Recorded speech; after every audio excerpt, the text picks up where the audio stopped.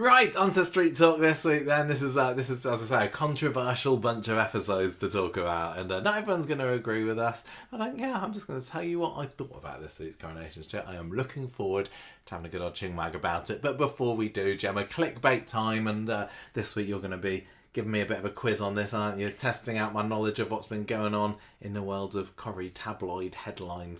What we got? Fodder. Thank you, Jonathan, for sending them through. Thank you, as always, yes.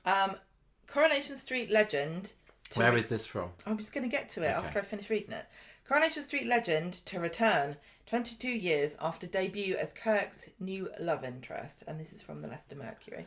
Oh, how many years? 22 years. 22 years since its debut. Since their debut. Yes. Yeah. So what, they came into the show in 2003? Oh, gosh, I don't know. What could a reason for this even be? Well, there isn't a reason. None of this makes any sense at all. It's just people on Facebook being bored, isn't it? Going, whoa, why doesn't this happen? Names are flashing in my head, but they're just all dead characters.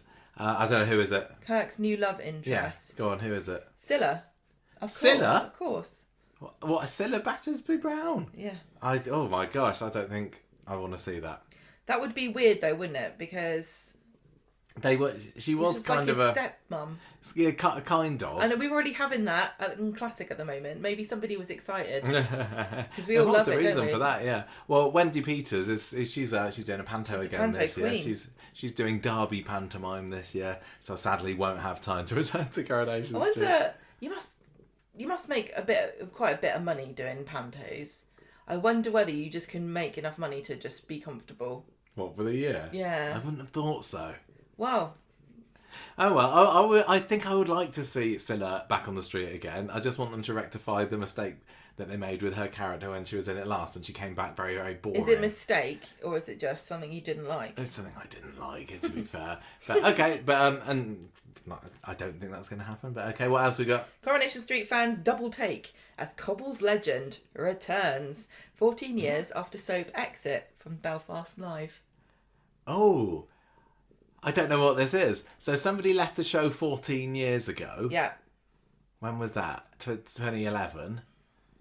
And they've returned. Okay, and then somebody looks and like everyone went, them what? This week. What? Ah. Now, I pointed this out to you, so I'm offended you don't. Did you really? I'm offended you that said you that don't looks remember. like somebody. I was like, oh my gosh, I can't believe. Was that... I vaguely remember that happening, but I got no clue. What was the scene? Can you just give me a bit of a clue? I think they were in the Ginnel. Coming through. Oh, was this the person that Lauren thought was Joel? No. Oh, I don't know. Go it on, was a tell lady. Me. Yeah. Who had glasses. Yeah. And I'm going to say, if we were watching Coronation Street in the 70s, everyone probably would have said that she looked like Deirdre. Because Deirdre looked like this character. Claire Peacock? Yes. Deirdre looked just like Claire when she was younger. I don't remember that. So somebody came through the Ginnel looking like Claire Peacock. Yeah, I was like, oh my god, it's Claire Peacock. I know you don't listen to me. I don't listen to you, no. Next. I'm doing terribly. ITV Coronation Street DD's new plan uncovered. And James will be devastated. Also from Belfast Live. New plan uncovered. Oh. Isn't she just going to steal the baby and take it for herself? Is it something along those lines? Yeah. Yeah. Take custody of Layla. Yeah. I still do wonder whether she will at the end of it. Is this where this story is leading? Because I don't think we've seen this story at all this week, have we? Yeah. There's quite a few stories actually on Corrie where I'm struggling because I feel like the foregone conclusion is kind of toxic. With Carl and Abby, and also with Boren and Todd, yeah, and with this story, it's like, well, not toxic, but just like, oh, you had a chance to do something really quite interesting and different, and you just. I just feel really bad for James if that's the case, but he's fairly disposable character still, isn't he? So he could just go off, and then Dee Dee's the mum, and but I really want her to stick to her convictions. It's really difficult because Anyway, okay. I think it's a great story. I just feel uncomfortable with. I think both, but the thing is, both endings for this story are gonna be uncomfortable in some way, aren't they? Unless they can somehow find a way where brother and sister can co-parent this child. What's this? Takes all sorts, doesn't it? Alabama. Right, Coronation Street fans spot new love story incoming, and it's bad news for Nina from the Manchester Evening News. Oh. This is another example of two people look at each other Well, or talk to each other. Bad news for Nina. So was this Asher and somebody? And Well, yeah, because Lauren? Yes. Yeah, because wasn't that mentioned on Monday's episode? Somebody said to Asher, "Oh, do you fancy Lauren?" Or I think I can't remember. Right. Is that it? Yeah, that's That's the our end of it. clickbait for this week. Thank you for that. Okay, so let's crack on with this week's Corrie then. And we've got a massive story that's kind of sucking in various characters from all over the place. So that's going to take the lion's share of it. I really wanted to call this story "I Know What You Did Summer" because you made a little graphic for that, didn't you? And the story does. I don't know if I've seen this film, but you said that the mystery of somebody. It literally is the same. I was like, oh my god, 'cause I only just watched it. I think I watched it last Halloween, didn't I? Right. For So my characters Halloween. get up to something nefarious. And they're like, we can't tell anybody. Yeah. But what happened? We don't know. But it wasn't actually Summer that did it in the end. It was Nina. So I've called it "I Know What You Did with Summer," so we can still pay homage to it somewhat. Then apart from that, we just got a bit of the dementia story. We had a little bit more of the Steve and Cassie, the Sassy Cassie, Steve's New Lassie, which is still a terrible storyline title, and a bit of the Trouble Up Mill with Millie getting up to mischief on Friday. But yeah, really, this is going to be an awful lot of the Ardy party and what do you want to kind of give some I think a general trouble up to Duff is also quite funny, but I get Mill is Millie. What's your overall feelings about how this party story went down? Did you anticipate? How did it live up to your expectations? Because I tried to avoid spoilers as always, so I knew some bits about it. I realised it was going to be a big episode. They put a little trailer out for it, which I didn't see. So how did you leave the episode feeling? Well, sometimes when you go on Twitter, it's a bit like that clip from SNL, is it? Where that guy comes into the party with pizza, all happy and everything's on fire. Yeah. That's how I feel sometimes. So, before the episode, I was on Twitter and I saw that clip of Summer going, and they, or something, and then they did this, and then they did that. Oh, it wasn't it like her going, and on, and the camera's like zooming out and time was passing. It was very cringe in isolation and also in situ, I'm going to say. That was cringe. But Summer's cringe, so I totally thought it was funny how cringe it was, and I think it was supposed to be cringe because Summer's cringe. It was another kind of Kate Brooks playing with time device, wasn't it, I suppose? I didn't mind it, but everyone hated it, didn't they? I didn't mind it too much, to be honest. And there's, as I said many times before, there's no choosing, no knowing or guessing when I'm going to enjoy or not enjoy any particular narrative device on Coronation Street, and that one just didn't particularly bother me. There's literally no, there's no predicting. Like, we're so flip-floppy, aren't we? Mm. And I often will feel bad when I don't go along with the consensus. Like, with this party, I thought it was great. I enjoyed it. And so lots of people whose opinion I really respect thought it was crap. And so I'm like, am I just really, have I got no taste? Am I like a terrible person for thinking this? Like, am I tacky? Because I enjoyed it. I also really enjoyed it. And I think it mostly comes down to A, the main characters that are involved, and B, the fact that I went into it quite wary, thinking, oh, this is going to be another youth storyline. Yeah, I knew it was going to involve drugs. I was like, oh, no, that's not, I don't really enjoy that on Coronation Street. But the fact that I didn't end up hating the episode, I think that helped bolster my enjoyment of it. There's so much in that expectations being met or exceeded. Yeah. Or dashed. So just go into every episode expecting to be disappointed, and you never know. I think quite a lot of people do that and they still don't like it. Yeah, yeah. So as I say, the characters that were involved, there was this group of teens which were in the forefront of the show around 2021 kind of time, around when the Seb and Nina attack happened. Yes. So you had Amy, you had Ardy, you had Asher. You had Nina. They were the kind of the main four, weren't they? Yeah. And I really love all of those characters, but also feel they don't often get that much screen time. And Summer, we went through, what was it, 22? Yeah, 2022, was it, when she just was in it constantly and collapsing all over the place all year? And I was so sick of Summer, but I really thought it was quite refreshing having her at the forefront this week. And she wasn't collapsing. Other people were, but she wasn't. And she was fun. And yes, I totally get people's criticism of the fact that the retconning of, oh yeah, I took hallucinogenics in America, that doesn't really hold much water for the character. But again, because I was caught up in enjoying the episode, it weirdly didn't bother me. I've really enjoyed Summer all week. And Harriet Bibby, from what I've seen of her in real life and in interviews and what have you, is a lot of fun. And we got Summer to see... seems more fun now. She seems fun, Now she's done drugs.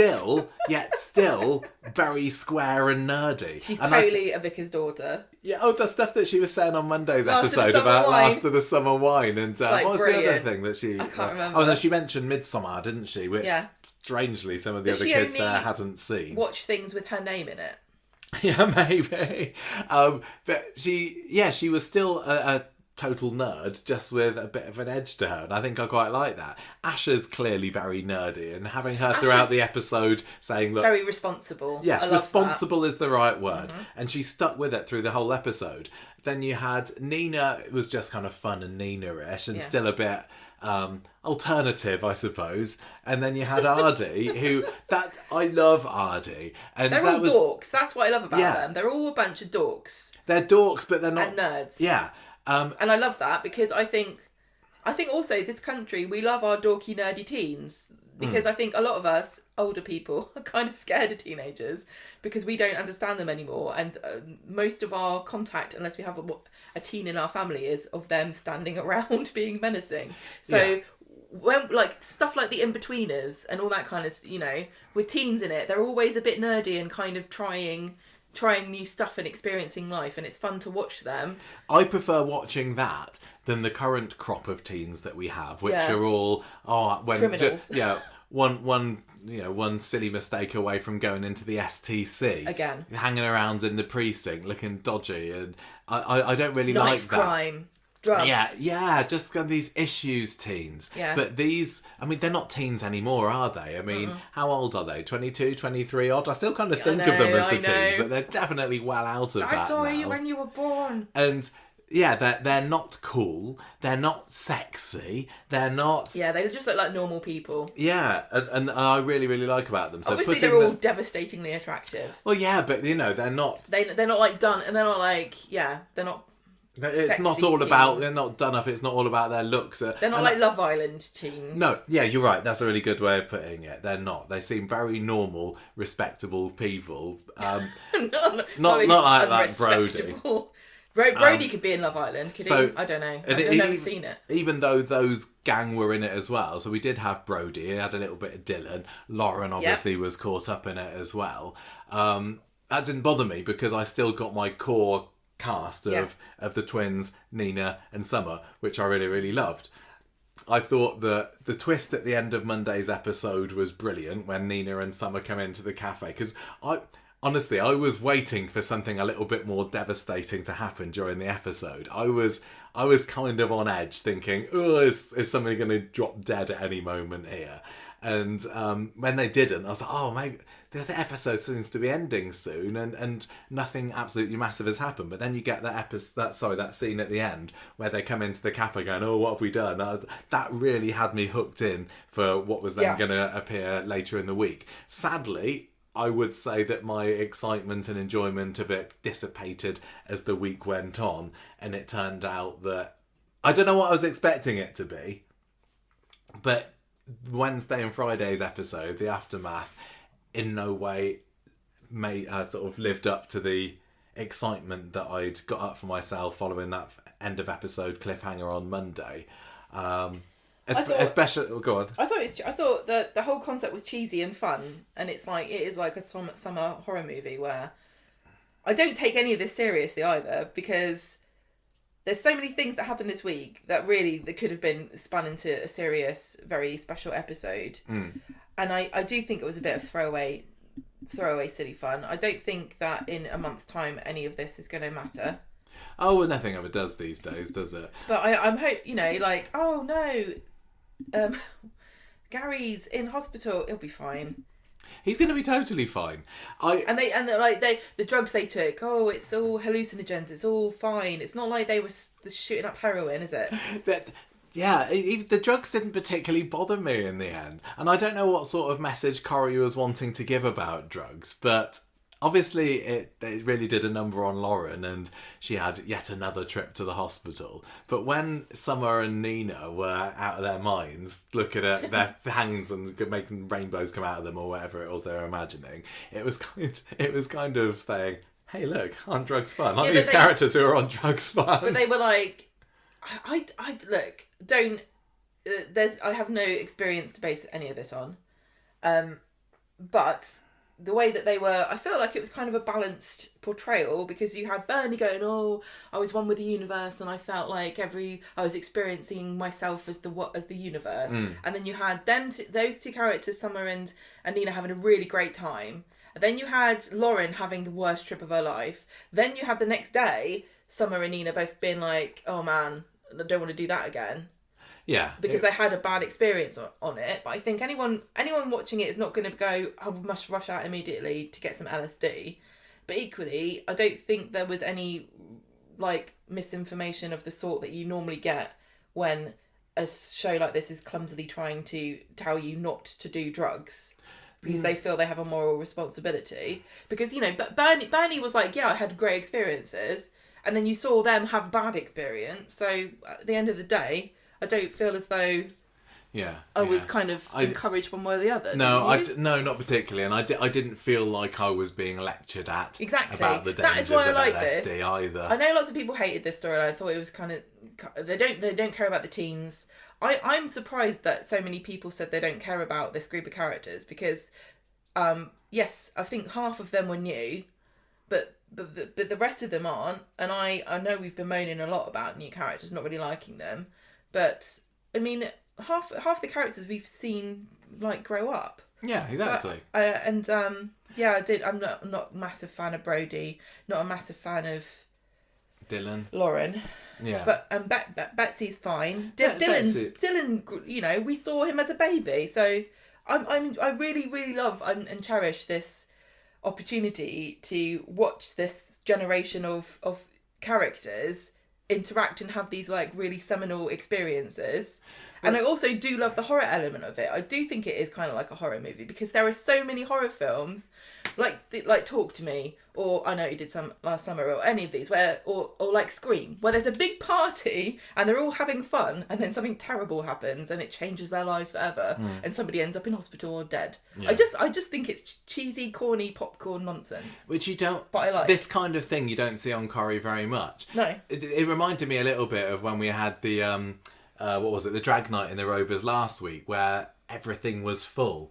Having number 7 packed to the rafters with teenagers, just having Brian and Steve and Brian and Steve. that was an excellent. It didn't make sense, because didn't Brian and Steve come in and said, we were just next door with Gemma, and then we heard the news. It was something along those lines. Like, what were you doing at number 5? You two? I don't know, but they were brilliant, and just people having fun. And seeing lots of people in a room. It doesn't take much to please me as a Corrie fan. Just pack a load of people into the scenes and show them having a good time. And usually I'll go along with the ride. But yeah, as I say, once Monday's episode was gone, and then Wednesday and Friday came along, this was the reality, the hangover, I suppose, for me, when I was like, this is just going to mean more hospital and police scenes, isn't it? Yeah. And we did, and that was a real downer. Seeing more visits to A&E, more interviews, more. Yeah, that's what I don't like about Coronation Street. And then the biggest kick in the teeth for me was this ridiculous spoiler that Coronation Street put on its social media on Thursday night that gives away the identity of the person who that Summer and Nina. what's the face Nina had seen. What on earth was the thinking there? I stick by my theory that the Sun or somebody like them was gonna do an article, and so they went, no, you're not. I just don't understand it. The thing is, I'd seen rumours somewhere, and I don't remember where it was, and it was a couple of weeks ago, that Gary was going to get beaten up. But I hadn't seen it in any way linked to what was going on with the party here. Really wish that it had been a surprise. Yeah. So I was going into, after I watched Wednesday's episode, I thought, oh, this is probably the Gary thing. But I'd much rather have been left, and hopefully lots of our listeners and hopefully lots of viewers weren't spoiled. But it boggled my mind about why on earth would you put the reveal of a big mystery, the central mystery of this week, why not leave it until the episode to reveal it? Because I don't think there was anything in the synopses about it. The fact that it was left to the last scene of the episode was clearly meaning that Gary in the hospital was like a sting in the tail. And now so many people went into the episode knowing exactly what it was. It makes absolutely no sense whatsoever unless they were trying to prevent someone else from getting there first. But I don't get that, and that's really quite infuriating me. And hopefully it's not going to be something that they'll do again. I mean, Corey's always giving spoilers for this. They're always giving spoilers for this, that, or the other. But I mean, it's the equivalent. It's literally the equivalent of in the Joel death week, right? Yes. On the Thursday night before it gets revealed what happened, say, yeah, turns out that it was Lauren. And then we get to watch the episode saying, well, we know it's going to be Lauren. No. It's just the same. Or going back, when Andy appeared in the cellar, rather than having the big reveal at the end of the episode that the person Pat's been visiting is Andy in the cellar, having saying on Corey's social media saying, hey, guess what? Andy's back tomorrow. They even almost did something like this, sorry for my rant, on I think it was Monday during the day, or it might have even been Sunday. Corrie put something on their social media with Callum Lill saying, hey guys, I'm back in Coronation Street tonight. Tune in at 8 o'clock to find out. What on earth? I know that we're supposed, returning characters from the dead. There's a ten a penny thing these days. But, and also the rumours had been rife that Callum was going to return again. Also, Joel was going to return again. But why on earth spoil that, something that's again supposed to be like oh my gosh, it's him, they've got him back, she's having a hallucination. If you were looking forward to it, why you would have been underwhelmed, I think. What, for Joel? I mean, what I don't know, it was alright, I didn't mind it, but I was actually surprised at how, I don't even think we mentioned it in our short, because it was just like old news, and also in on different levels, like old news characters come back from the dead, old news Callum Lill's come back to play Joel. Yeah. Okay. So, happened then. Corey, all I'm saying is because watch what you put in on your social media. Stop giving things away. This is another level of spoiler here. People work really hard on this show, and like Callum had to come, make sure he was free that week and come and be in the lots of people move on and they don't want to come back, so why spoil something really? I can kind of half semi understand that if you're a Callum Lill fan, if you're a Joel fan, and you see this, you think, oh, that's quite interesting, I'm going to watch the episode now to see how he turns up. But who is going to see a picture of Gary Windass hooked up to all the heart rate monitors and breathing apparatus and go, oh, that's exciting, I can't wait to see what happened then? It's obvious what's happened then, because we've been told that this happened a few days ago, and now at some point we're probably going to have a flashback to it. I just really, really don't understand that. Other thing about this week, we did get a lovely piece of promo art for it. A photo, teens on the sofa with a little, kind of a rainbow background, isn't it? I think that's Pride Month. I wondered whether it was a Pride Month thing, but I really like this picture actually. They did it as a 2-stage one, didn't they? There was this one, or Gemma and I are looking at it now, which has got all of the main teens on the sofa and chairs at number 7, and they're all just looking like they're having a jolly good time, and they've got some bottles in hands and what have you. And then there was like an after picture, wasn't there, which was everybody looking sad, and it's all in black and white. I don't think they particularly needed this, but I really, I do like this picture. I like the promo. I like them bothering to do promo stuff. Yeah. Who was this photographer? Danielle Bagley, probably. Yeah. I thought that was very nicely done, and I don't need them to do more of that sort of thing, but I thought it was worth mentioning that They made one. They made one, exactly.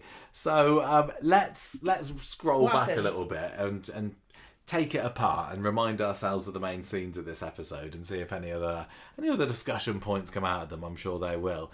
It's the party idea came about last week, where Bernie had told Ardy and Summer and Amy that they needed to live a little, and Ardy kind of took that to heart. It's like, yeah, we're going to have the best party ever. And Bernie starts off Monday's episode telling him that he should make it Midsummer theme because it was Midsummer's Day on Saturday, I think it was. So he sets up this group message to start inviting a few people, which then spreads and spreads and spreads. And by the time the party itself begins, the whole house is packed to the rafters. Brody's got in on the act as well, deciding that He tries to buy booze to start with. He's the one who brings the drugs. Yeah, exactly. He tries to buy booze of Ardy, but he's got a fake ID and...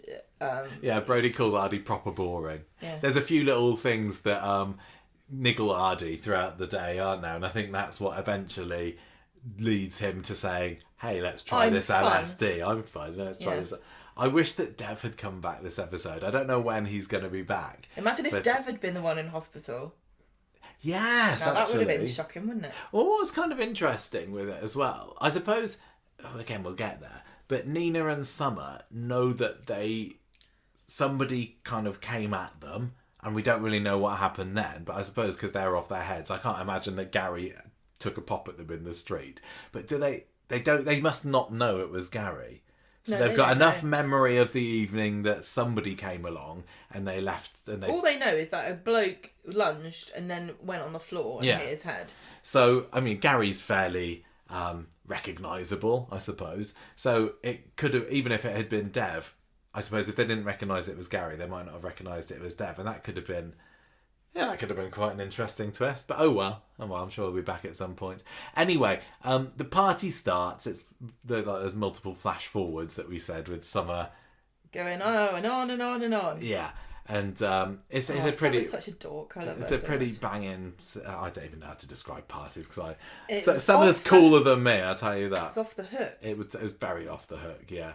Asher's there being very peeved by the whole thing because she's not been consulted about it and she's worried about... She's going to work. She's got to go to work, so she can't even have fun. Yeah, exactly. And she just tells Ardy, look, nobody better get hurt, nothing better get broken, be on your best behaviour. Then we cut to Betsy, who's still at home doing her makeup, and Lisa and Carla are getting ready to go out to a concert or something. Lisa's very excited about this. I don't think anything particularly comes of that, does it? So it's just, Betsy's getting ready to go out. What happened to this festival, this music festival? I don't know. They're supposed to be going to. I don't know. But then the other big reveal, I suppose... This was silly. What? It's like, everyone was like, oh, no one cares about this reveal, but, I mean, we knew this. The fact that Kit is actually the father of Brody, that comes out in this episode, doesn't it? Kit's got the DNA test results. Was there any tension here? No, I don't think... I suppose they could have played it that he wasn't the dad, but... They literally showed us, they made a flashback episode so that we would know. Yeah. It's literally impossible for it to be anyone else's because I don't think Mick can count. It was more a case of the characters had to find out at some point, I suppose. They needed confirmation, and it's felt like a sort of scene where we were gonna... I know, but it didn't feel like... Did you... No, I just thought it was going through the motions. I saw some people saying, oh, it's silly because it was a big reveal and it was buried in this episode about other things, but it wasn't. To me, it was like, we knew this. Yeah, I don't think it really felt like it was supposed to be a big deal. I think the writer knew that it wasn't going to be... Nobody's jaws were going to be dropping on this. Ian Kershaw wrote Monday's episode, didn't he? Mm-hmm. Then we got Lauren, who's also planning to go along to this party. It turns out that a load of people who weren't invited, and this includes Lauren, have found out about it because of the message spreading. It turned out that it was the guy from the deli counter at Freshco's that told Lauren about it. Where is he? Like, did he come No one along worried about him going missing, did they? Yeah. Who's going to slice the ham? Meanwhile, you got Brody hanging around outside the cabin, I think it was, showing Dylan a little vial of LSD that he's planning to take along to it. He's not invited either, but he knows how to have a good time, and this is it, You don't need apparently. to be invited, apparently. No, just turn up. So, Asher... She does go to work eventually, doesn't she? But she's being squaring it up by swapping people's wine glasses for paper cups. Brilliant. And then we got Betsy sneaking a bit of vodka into her and Lauren's drink as well.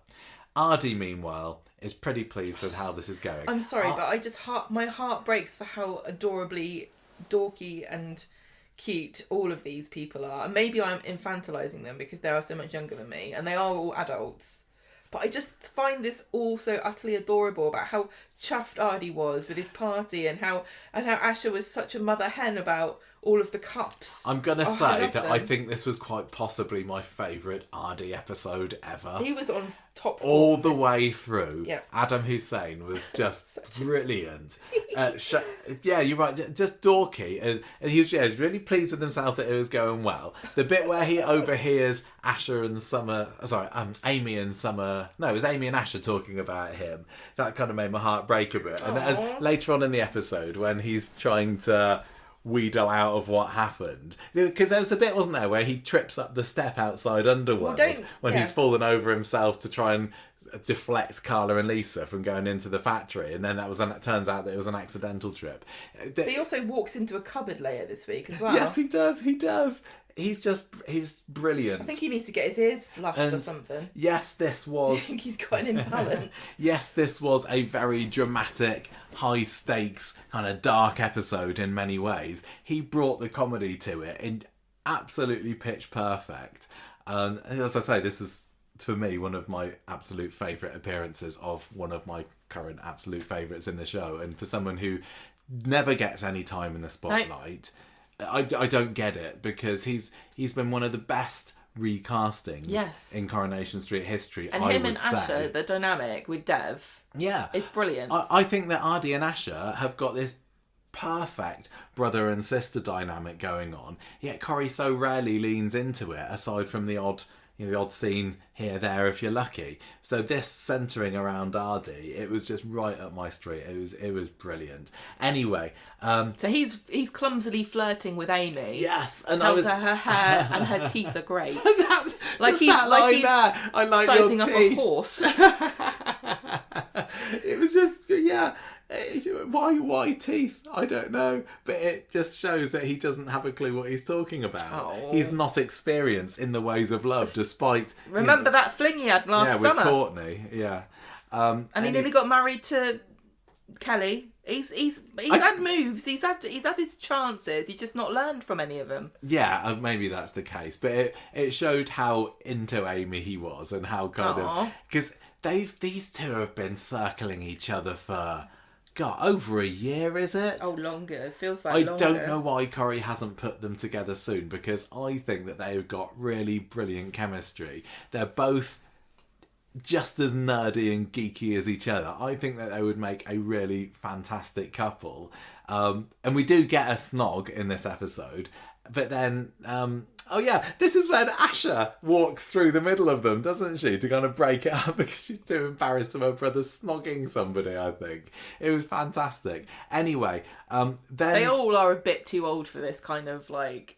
I don't care. Behaviour, but it doesn't bother me one bit, because everybody under the age of 30 is the same age. They still have awkward teenager energy for me. They do. This lot, even though they're totally past that stage. Like, I think they're probably there's probably not much between them now and, say, like how Daisy was when she first came into the show. Oh gosh, and she really? felt like so Daisy's much more of a grown up ahead of them. Yeah. Anyway, but equally, if you think back to classic Corrie, I suppose, the younger characters were more a little bit like this, and you had the likes of, I don't know, Flick Khan and even Jenny. I think back in the day were closer to what this group are like, just like a bit as young awkward. adults. Yeah, not cool, confident. Yeah. Not like Gossip Girl. No, exactly. More like Fresh Meat. yeah, it is. Anyway, Brody and Dylan turn up, and Ardy's not having any of this. He tells them to do one, and Brody, he doesn't take no orders from anybody. They don't care. They're not interested. They're not moving. And this is when Steve and Brian come in, which embarrasses the heck out of Amy, because it's her dad coming in to spoil the party. But I don't know whose idea that was to bring them in, and it was pretty pointless at the end of the day, apart from just comic relief. Makes no sense. Like, you would never. This wouldn't happen, but I don't really care. It was funny. Does Steve and Brian ever have any scenes together? I don't know, but they're both kind of embarrassing dad sort of figures. I mean, Brian's not even a dad. But yeah, really fantastic addition. Brian needs to kick back with an IPA. I can't remember. He's had a hard time recently. His beloved is dead. I can't remember whether it was Wednesday's episode or today's episode where you see Steve and Brian meeting each other in the street and giving each other a hug or a handshake. I can't remember what it was. Well, they're bonded, haven't they? I think that they could do a lot worse than leaning into that little relationship. I think they could be onto something there. Now, what does Brian do at the moment? He works at the cabin. Now, the cabin doesn't exist anymore. No. The cabin's been turned into a bunch of sawdust, as far as I can tell. Mm-hmm. So why not just... And obviously Jenny works there. Yeah. Why not... This is a bit of a... I don't know whether this is actually a good idea or not now. Why not put Brian at streetcars? I don't know whether... Brian, Tim and Steve. Brian on the switchboard instead of Eileen. They do need a new switch operator, don't they? Get him in some scenes. He would be really funny with those two. I think you're right. That could be a really good place for him, because you're right. They're not showing him at the cabin, so... And he's had so few appearances just because his place of work. And Peter Gunn is such a great comedic performer. He's really funny in real life, and I think that they could really play into his awkward, like, weird uncle at a party energy for being on the switchboard. I can't see why, what plot reasons he would have to leave the cabin unless he gets fed up of working with Jenny. I don't know, but yeah, that was great. Then you got the heartbreaking scene where Asher and Amy are sitting down on the stairs, and Asher's going, so, how was that snog with Ardy? And Ardy's listening in, like, all excited. He's round the corner, isn't he? He's like, oh, they're talking about me. Because, as far as he was concerned, that was electric, that kiss. And he's just grinning, and then you see his face fall when Amy is like, oh, I like him, but I didn't really feel anything, to be honest. No. How gutting for Ardy. But he's just the sad dog that gets kicked, isn't he? He's like the perennial punch bag of Coronation Street that nothing ever really goes well for. And go on, what were you going to say? He kind of reminds me a little bit of Kirk, but not stupid and full of silly lines. Yeah. Where he's like a bit of a dog's body. He is, yeah, but he still gets back up again, doesn't he? He does, and has that confidence. But yeah, that was sad. So he's just a Chumbawamba kind of guy. He is. That on top of Brody telling him he was a massive dork earlier on in the episode, and we've been slacking him off. We have. Who? We've been calling him a dork the whole time. As well. He would own it, I think. He loves spreadsheets. You can't go around talking about spreadsheets and pivot tables without people telling you you're a dork. Embrace it, Ardy. This is what we need in this country. Then he spies Brody with this vial of LSD and demanding to know what it is. Takes it off of him, and before long they're having a bit of a tussle. Brody tips over the coffee table. He's getting pretty mad. Last time that happened, somebody nearly died. What was that? Lou and Maria. Did they? She fell through the coffee table. They're lucky that wasn't made of glass. Yes. Good job. Dev's behind the times, and he doesn't have the same taste as David does. As David, and also what's his face? No, what? No, Who? what's the guy, the Irish actor who was in Saltburn, whose table it was? I don't know. What's his name? Barry Keoghan. Oh, okay. Good job Dev and Barry Keoghan don't shop in the same place for their coffee tables. Otherwise there'd be another bloodbath. Anyway, this is the moment that Kit comes in to cool things down, and that was a bit of a water on the party for me, cold water on the party. I could do without him coming along, but it was kind of necessitated because he needed to help get Brody out of the place. So Brody storms off. Bernie's there as well, telling Ardy that he needs to get this place cleared up, and Amy checks that Ardy's all right. It's not even dark, Bernie. They like them. I suppose it is a midsummer party. I know, but it's still like, it can't be later than 10. No, it was the afternoon. It's like the middle of the day. Yeah, another daytime party. Make your mind up, Bernie. You either want to have a right rager, or you want him to be tucked in for Coco. This is Amy that at this point comes over to Ardy and sees if he's all right, and he's like, "Oh yeah, why wouldn't I be?" Because his pride is taking a massive bruising after what he overheard there. It's not Amy's fault, but it was sad for me because when they kissed there, I was like, at last they're getting these two together, and I have been yearning for this couple. Don't get weird for so long. I'm not getting weird about it. I'm not. I just really, really think that they would make a brilliant couple, and well, clearly it's not to be. Back to square one, I'm afraid. Anyway, Ardy has, as I say, got his pride hurt, so he's decided that time for desperate measures, and he's going to be cool by taking drugs. He's got his LSD off of Brody, and he's like, "Yeah, maybe we should try some." Summer's like, "Oh yeah, great stuff. I had some in America actually."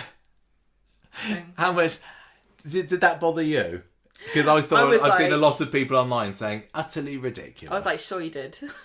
Sure you did, Summer. It was a bit of a Tracy saying, "Oh yeah, I had lesbian relationships in prison actually, Paula. So yeah, why not?" It felt a little bit like that. It felt a bit, yeah. Well, you mean like made up on the spot by, to facilitate a story. Yeah, because they clearly wanted some reason for Nina and Summer to get off their heads. I would have really liked it if Summer had said, "Oh yeah, the people were doing it all the time in America, and I always wanted to try it." That seems like more of a Summer thing to me than I was a massive drugs fiend. I actually had my own. Maybe that's how she network. ended up with Felix when she was over America. Maybe that's why Felix woke up in bed with him the next day. You know, he had that giant water bottle. We don't know if it was LSD or not. Yes, that's a very good point. Giant massive water bottle of LSD. Yeah. So she's not the sort of character that would. I don't think you can say that. I really don't think you can say that. I mean, no. I will say though, this is her family has had at least 2 bad experiences with drugs. So obviously the main one people remember is Billy and his heroin addiction after he fell off a cliff. I thought you were going to say Billy driving into, what's her face, Barlow, when everyone was high on drugs in that car. What's her name? Susan. I keep thinking it was Sharon. No. Yeah. He was on drugs when he was a kid. Then he got back on it again when his brother turned up. Yeah, so Summer has seen firsthand the devastating effects that drug misuse or abuse can have. And I know it's a different type of drug. Not all drugs are the same. I know, but Summer to me seems like the sort of person that does tar them all with the same brush. You're thinking Summer's like you. Yeah, I know. She's very, very straight-laced usually, and I don't think that she would do that because of what she's seen happen to Billy. Secondly, she's also been in hospital before after she took Spice when she was a teenager. Back when she was the old Summer. Do you remember that? Yeah, I do. When everyone was doing Spice in Manchester, and that was Corrie's issue storyline du jour. And so, but despite that... Good for her. Didn't that put her off? Despite that, it didn't particularly bother me. God because likes to try her, I like to see Summer having fun. Like I said earlier, Harriet Bibby feels like she's a fun kind of person, and it's nice that she got a little bit of that energy into Summer. I know it's not a great... Summer, to me, is like if Hermione was a muggle. Really? Just a square. Yeah. But she can't do magic. No, so she has to take LSD to see magical fairies and hippogriffs instead. So I'll make my own magic with this LSD. Yeah.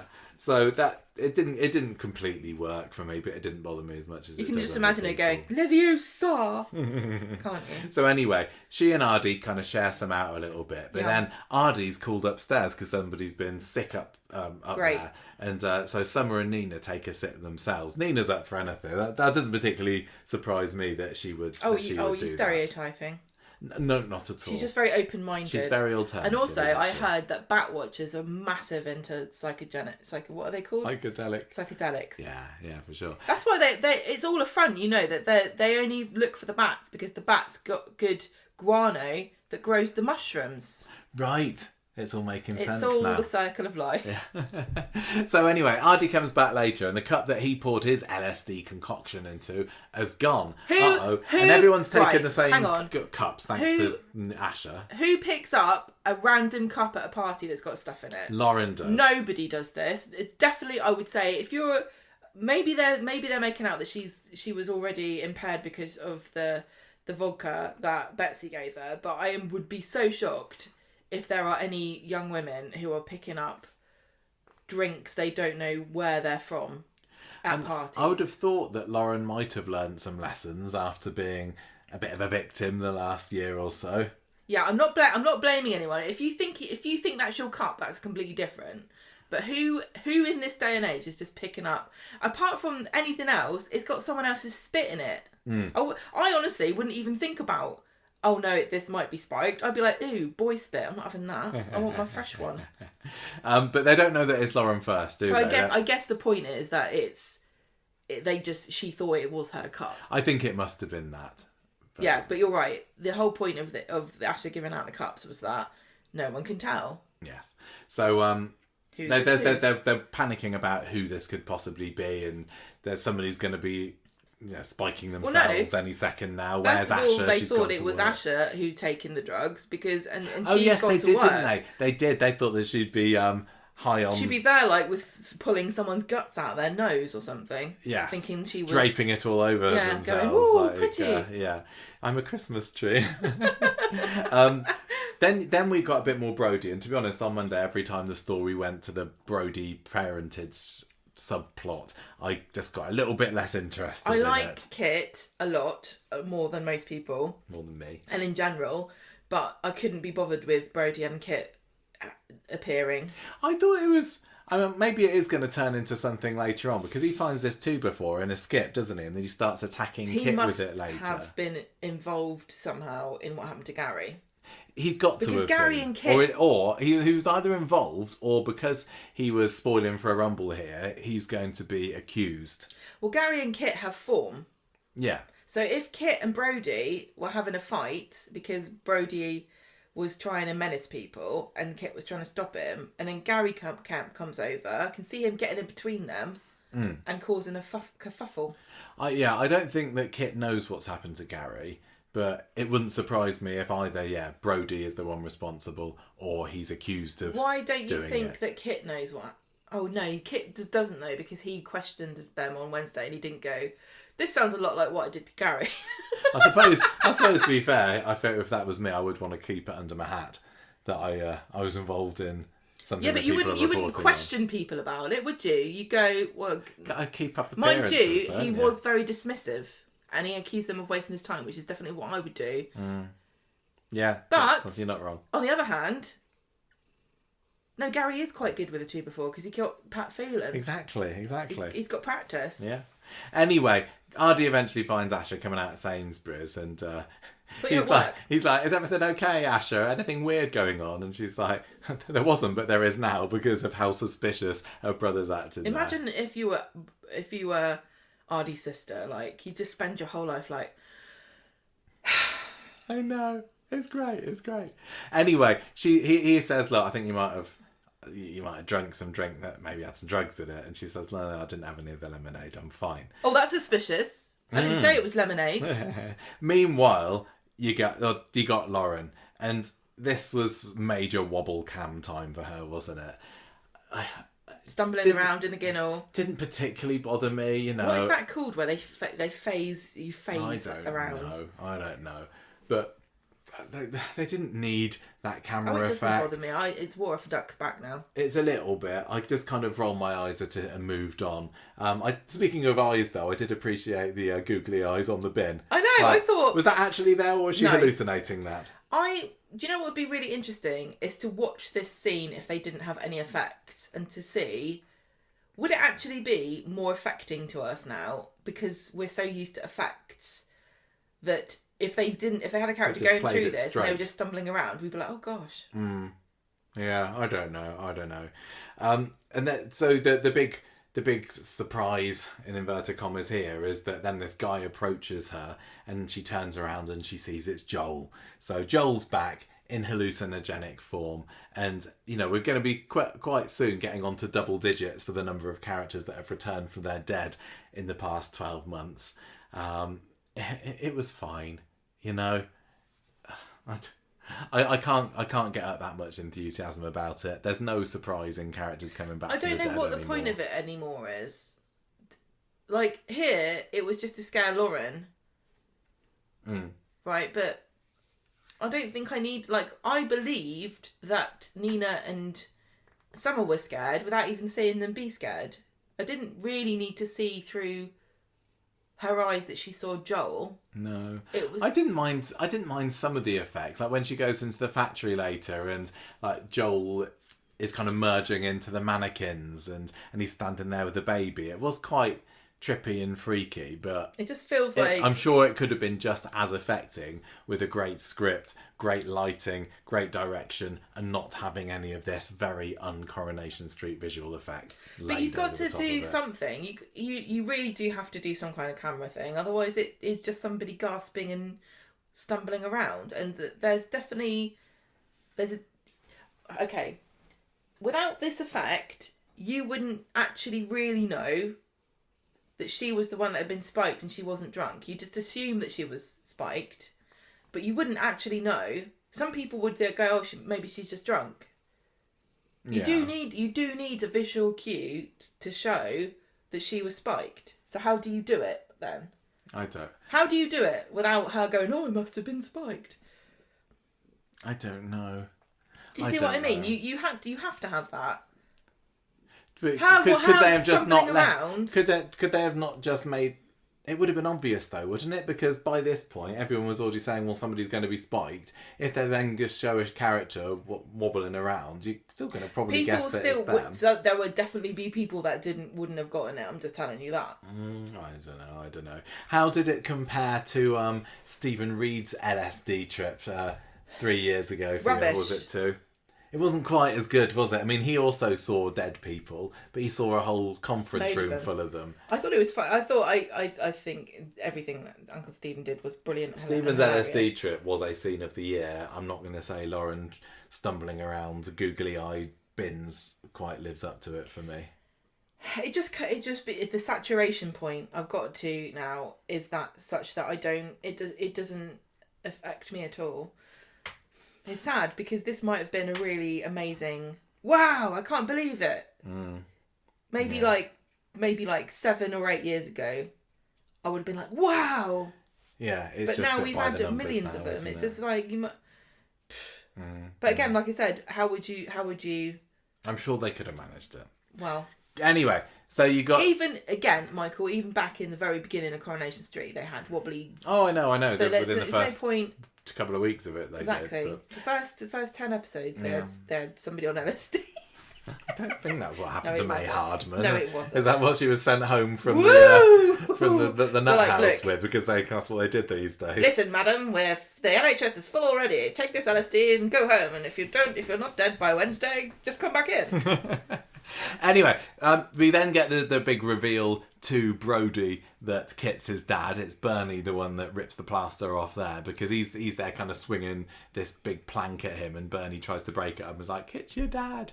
And Brody's just in total denial about it all. And Bernie says, "We've got proof. Look at the email." They go up to the flat. It was fairly dull stuff. In my opinion, that part of the story.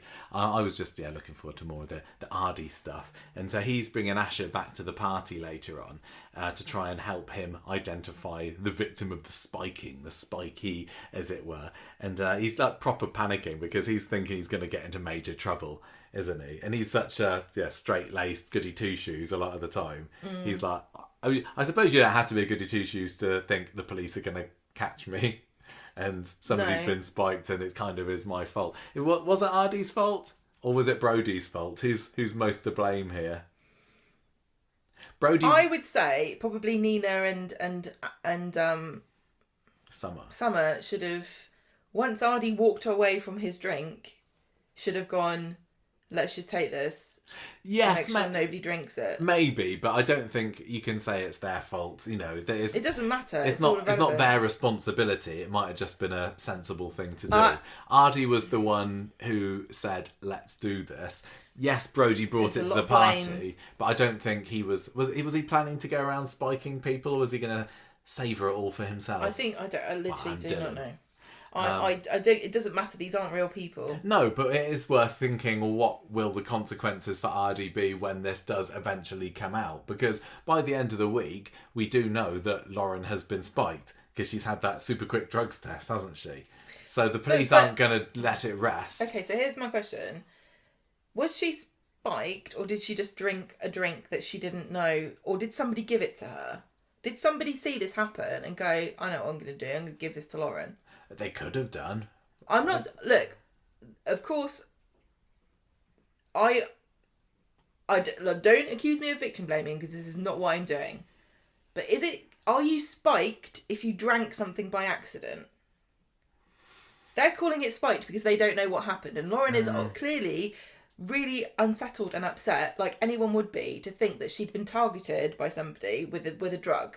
That's like the most horrendous thing, and a violation. That's really horrible and scary, and yeah, it's a violation, right? But did she not just drink the wrong drink? There's obviously no intention to harm in there. Yeah, but what I'm saying is, did somebody give it to her and she didn't realise? It feels to me that she probably just picked it up. I think language is really important, and I think that Coronation Street is in no way trying to misrepresent this, because the characters are only going on the information that they've been given. But to say that she was spiked, I don't think is actually correct. No, but there's got to be some blame, some amount of blame, apportioned to the person who poured the LSD out. You shouldn't just put drugs in cups.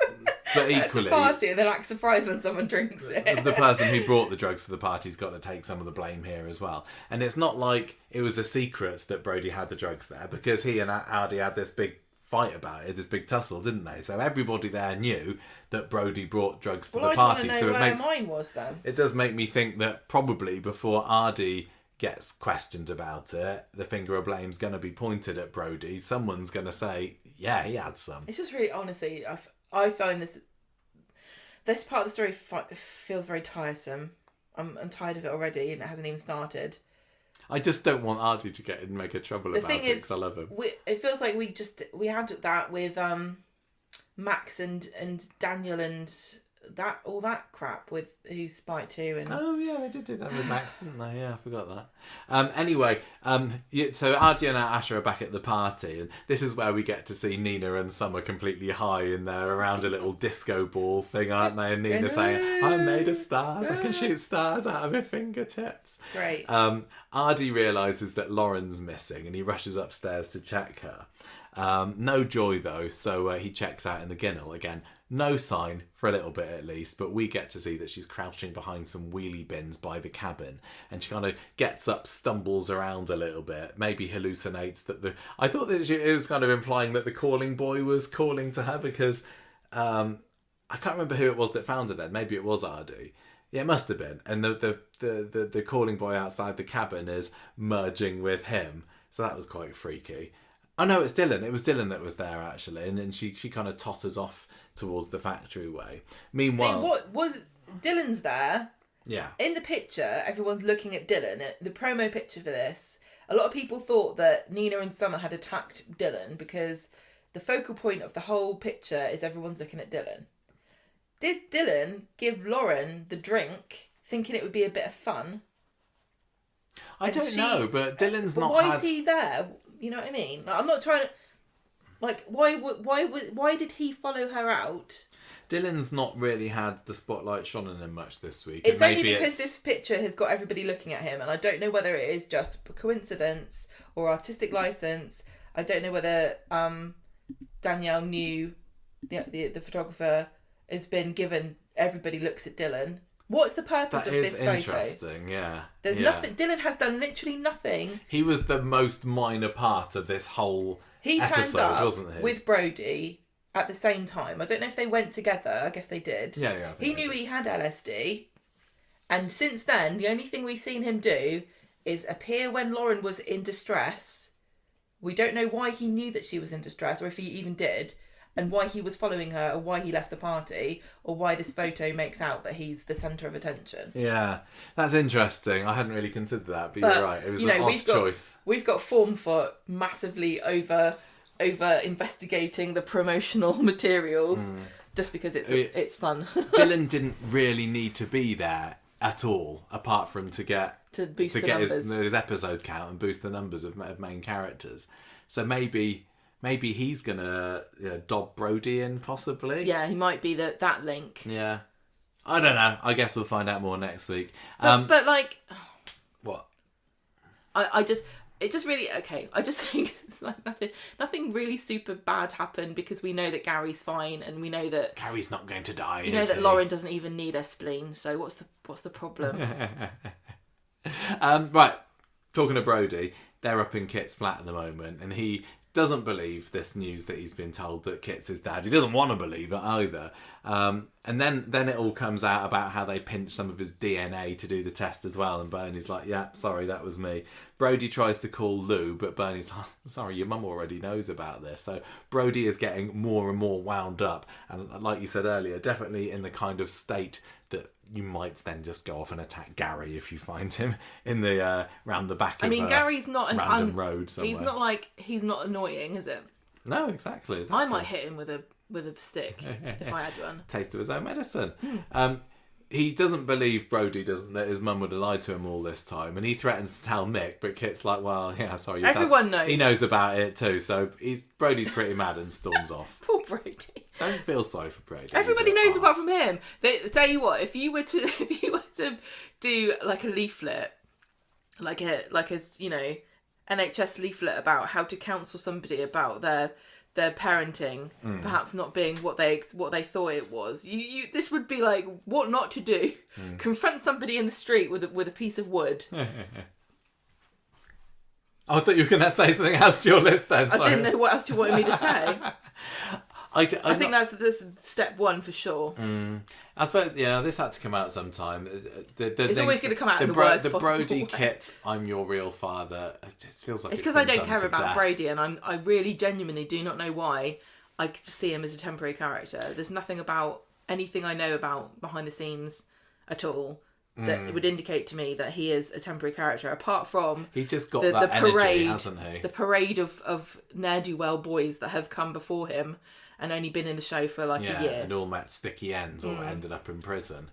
So I find it hard to invest in him because of that. Yeah, the same. Lauren, meanwhile, gets found by Ardy underneath the factory steps, but she just sees that it's Joel there saying it's when me, Ardy it's me. comes. When Ardy comes. So she runs off again, lets herself into the factory, which leads to this bit kind of spooky chase sequence where Joel's ducking in and out between the mannequins, and at one point he's holding baby Frankie.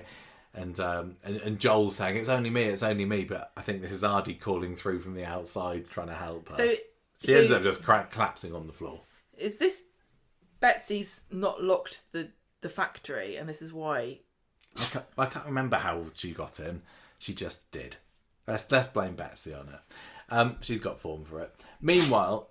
Sorry, the cat's sneezing. Cat's just you can sneezing hear at the weird moment, noises. if you can hear that. Yeah, I don't know what's going up her nose. Meanwhile, Ardy can't get into the factory because Lauren's kind of locked herself into it. So he goes around the front and Carla and Lisa there. And this is, again, brilliant performance by Adam, just acting all kind of nonchalant and saying, oh, yeah, just toss the cricket ball around here. And Swain sees Betsy coming out of the house, heads over to see her. Ardy's been able to deflect their attention a little bit. So he takes the opportunity to try and get back into the factory again, because Carla and Lisa head into the party to try and extract Betsy, who's there. She's still underage, isn't she? And she's there knocking back the booze. So she's mad at Swain for coming over and ruining things. So Carla and Lisa don't stay too long, head back out again, go over to the factory, let themselves in, and Ardy somehow manages to talk himself into going with them as well. They find the place in total disarray because of the mess that Lauren's made there. They kind of split up to find out who the intruder is. Hopefully, for their sake, it wasn't going to be anybody, some violent criminal. Well, I mean, Carla only just got bonked on the head the other year. I know, she didn't really learn a lesson there, did she? Somebody's broken into the factory. Don't investigate, Carla. No. We can't afford another kidney for you. Not even if your girlfriend is a police officer. It wasn't a kidney, was it? A liver? What transplant did she have? Kidney. Oh, okay. It was a kidney. All right. But anyway, and they don't even have Craig around to look after them anymore, to protect them from hardened criminals, do they? And factory invaders. Maybe they thought it was Bobby come back. We do learn officially this week, don't we? They do spell it out canonised in the dialogue that Bobby has decided that life with Simon Barlow beats hanging around on the street. So, alas, he won't be returning to Coronation Street anytime soon. Anyway, Ardy spots Lauren going out the back door, so she he follows her out, but she trips over, falls out, and she's just quivering as Ardy's approaching her to try and help her up. And they go round the side of Gail's house, or the Platt's house, back towards the street. And he's there. Was it Steve or Brian or somebody kind of notices that he's helping her hobble back to the street, and he gives this very sheepish kind of look at who does? Ardy. Just like, who? It was to Steve or Brian or something. I can't remember who it was. But anyway, it was kind of funny. So they get to number 7. Lauren starts bursting into tears, and he helps her upstairs and says, "Let's go and lie down in the bed. I'm going to be there for you if you need me." I was just the slightest bit concerned for Lauren's safety at this point, because I was still building myself up for something big happening this episode. I just got the feeling that there was going to be a massive reveal or shock or twist, and there kind of was, but it turned out to just be what Summer and Summer and Nina got up to. But I thought, is Lauren? Are they going to kill off Lauren? Did you have any kind of sense that Lauren was going to end up dead in Ardy's bed by the end of the episode? No, I'm just thinking about Lauren, because this is really intriguing. She goes upstairs to bed, doesn't she? Yeah. She's out of it. Yeah. And then she comes back later, in the same episode, and collapses. Yeah, she collapses on the floor downstairs. But and it turns out she's got a broken rib and a busted spleen. Is that right? Yeah, that's right. Right. So we didn't see what happened to her to make that happen, did we? I don't know whether it was just a general falling about that she was doing while she How was can a girl intoxicated.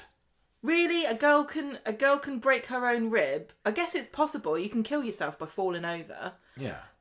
But do you not think there's still a big... I think it's funny that there's still a big mystery about some of the stuff that's happened, but it doesn't feel like there is.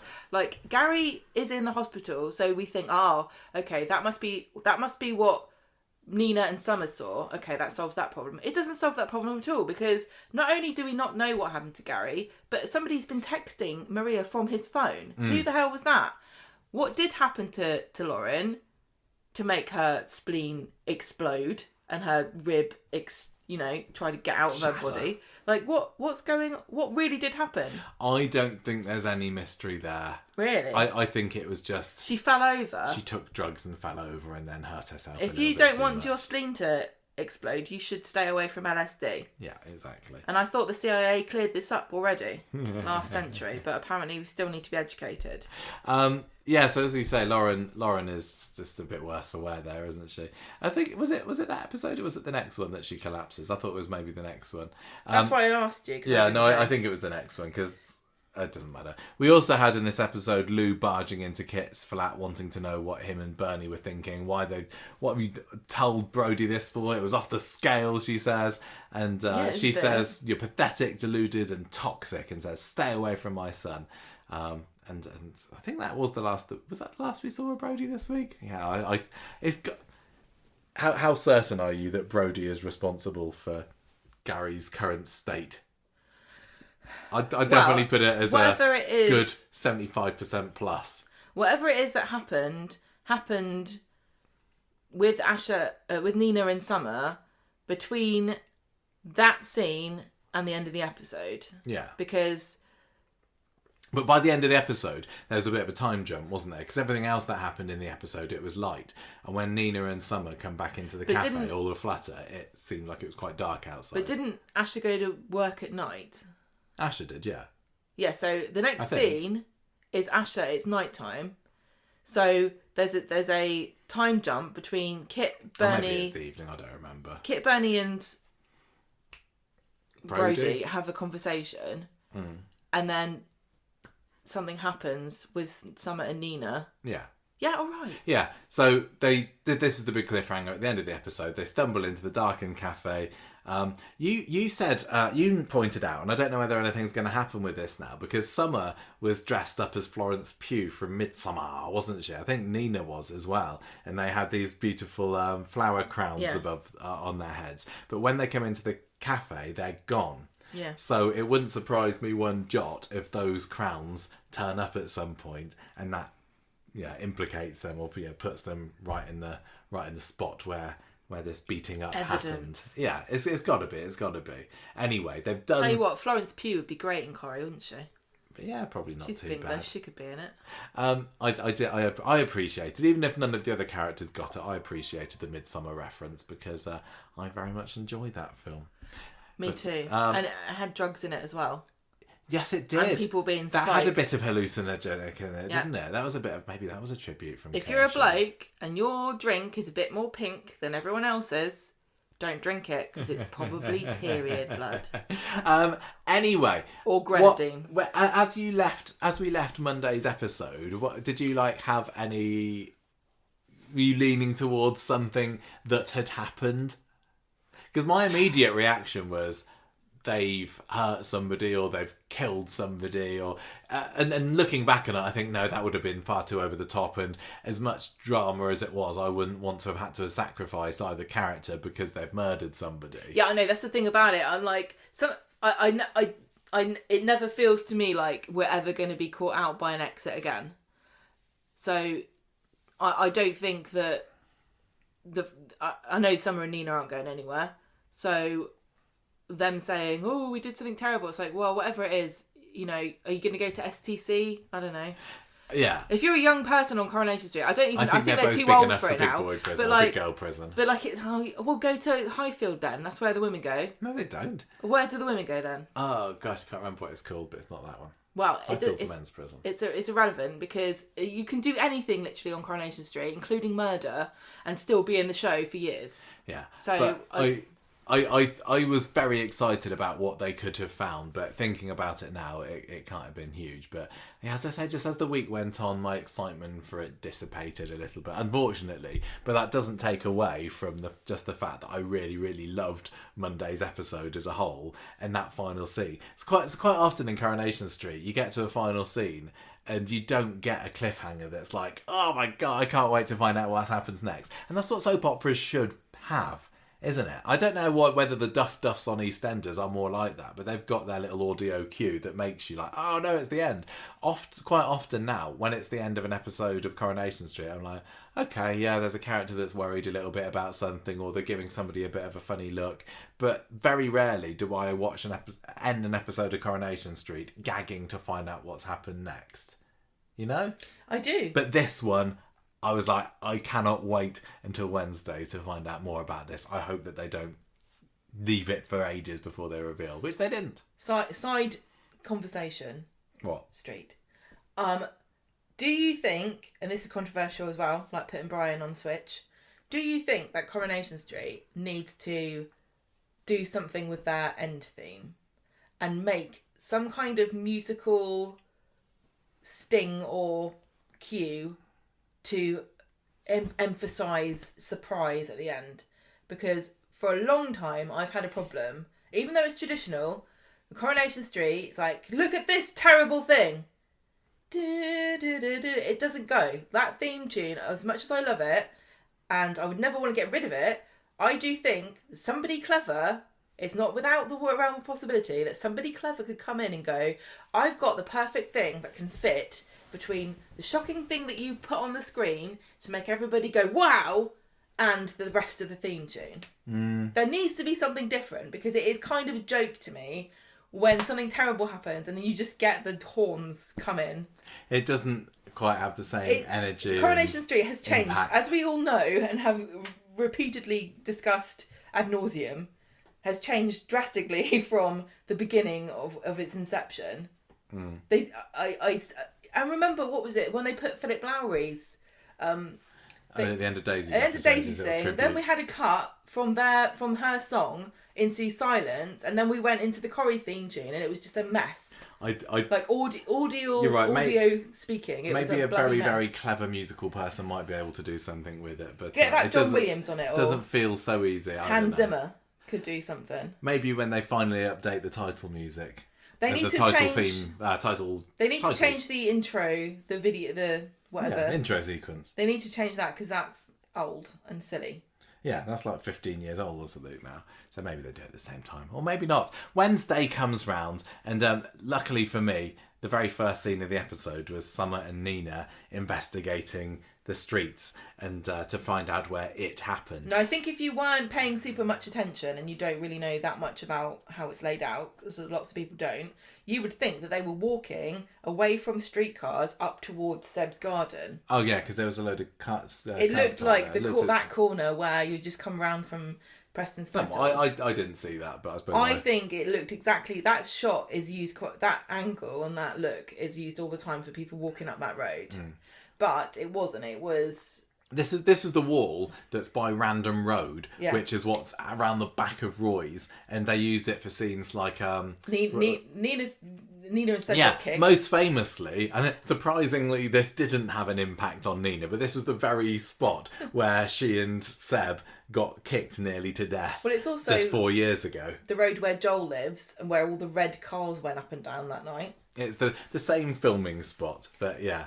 And and then they so they're looking around there, and then they go It's into parallel to Old Trafford Road, isn't it? Or yeah. whatever it's Then called. they go into the little road that's, again, supposed maybe around the back of Roy's Rolls, but is actually supposed to be somewhere random in Weatherfield. And they're saying, "Oh, there was a baby. Do you remember?" And this got me thinking, like, "Oh, is they left a baby to die, or was what happened there?" But as you later pointed out to me, it was just talking about a piece of baby graffiti that was up. She on the said, wall. "Is that where the wizard baby? Remember the wizard baby?" And they showed them standing next to a graffiti of a wizard baby. Yeah, and I you wasn't wouldn't paying listen to me. attention. I showed you the clip again, and I texted you, and we had a discussion. And still, the next day, you're like, "What baby did they kill?"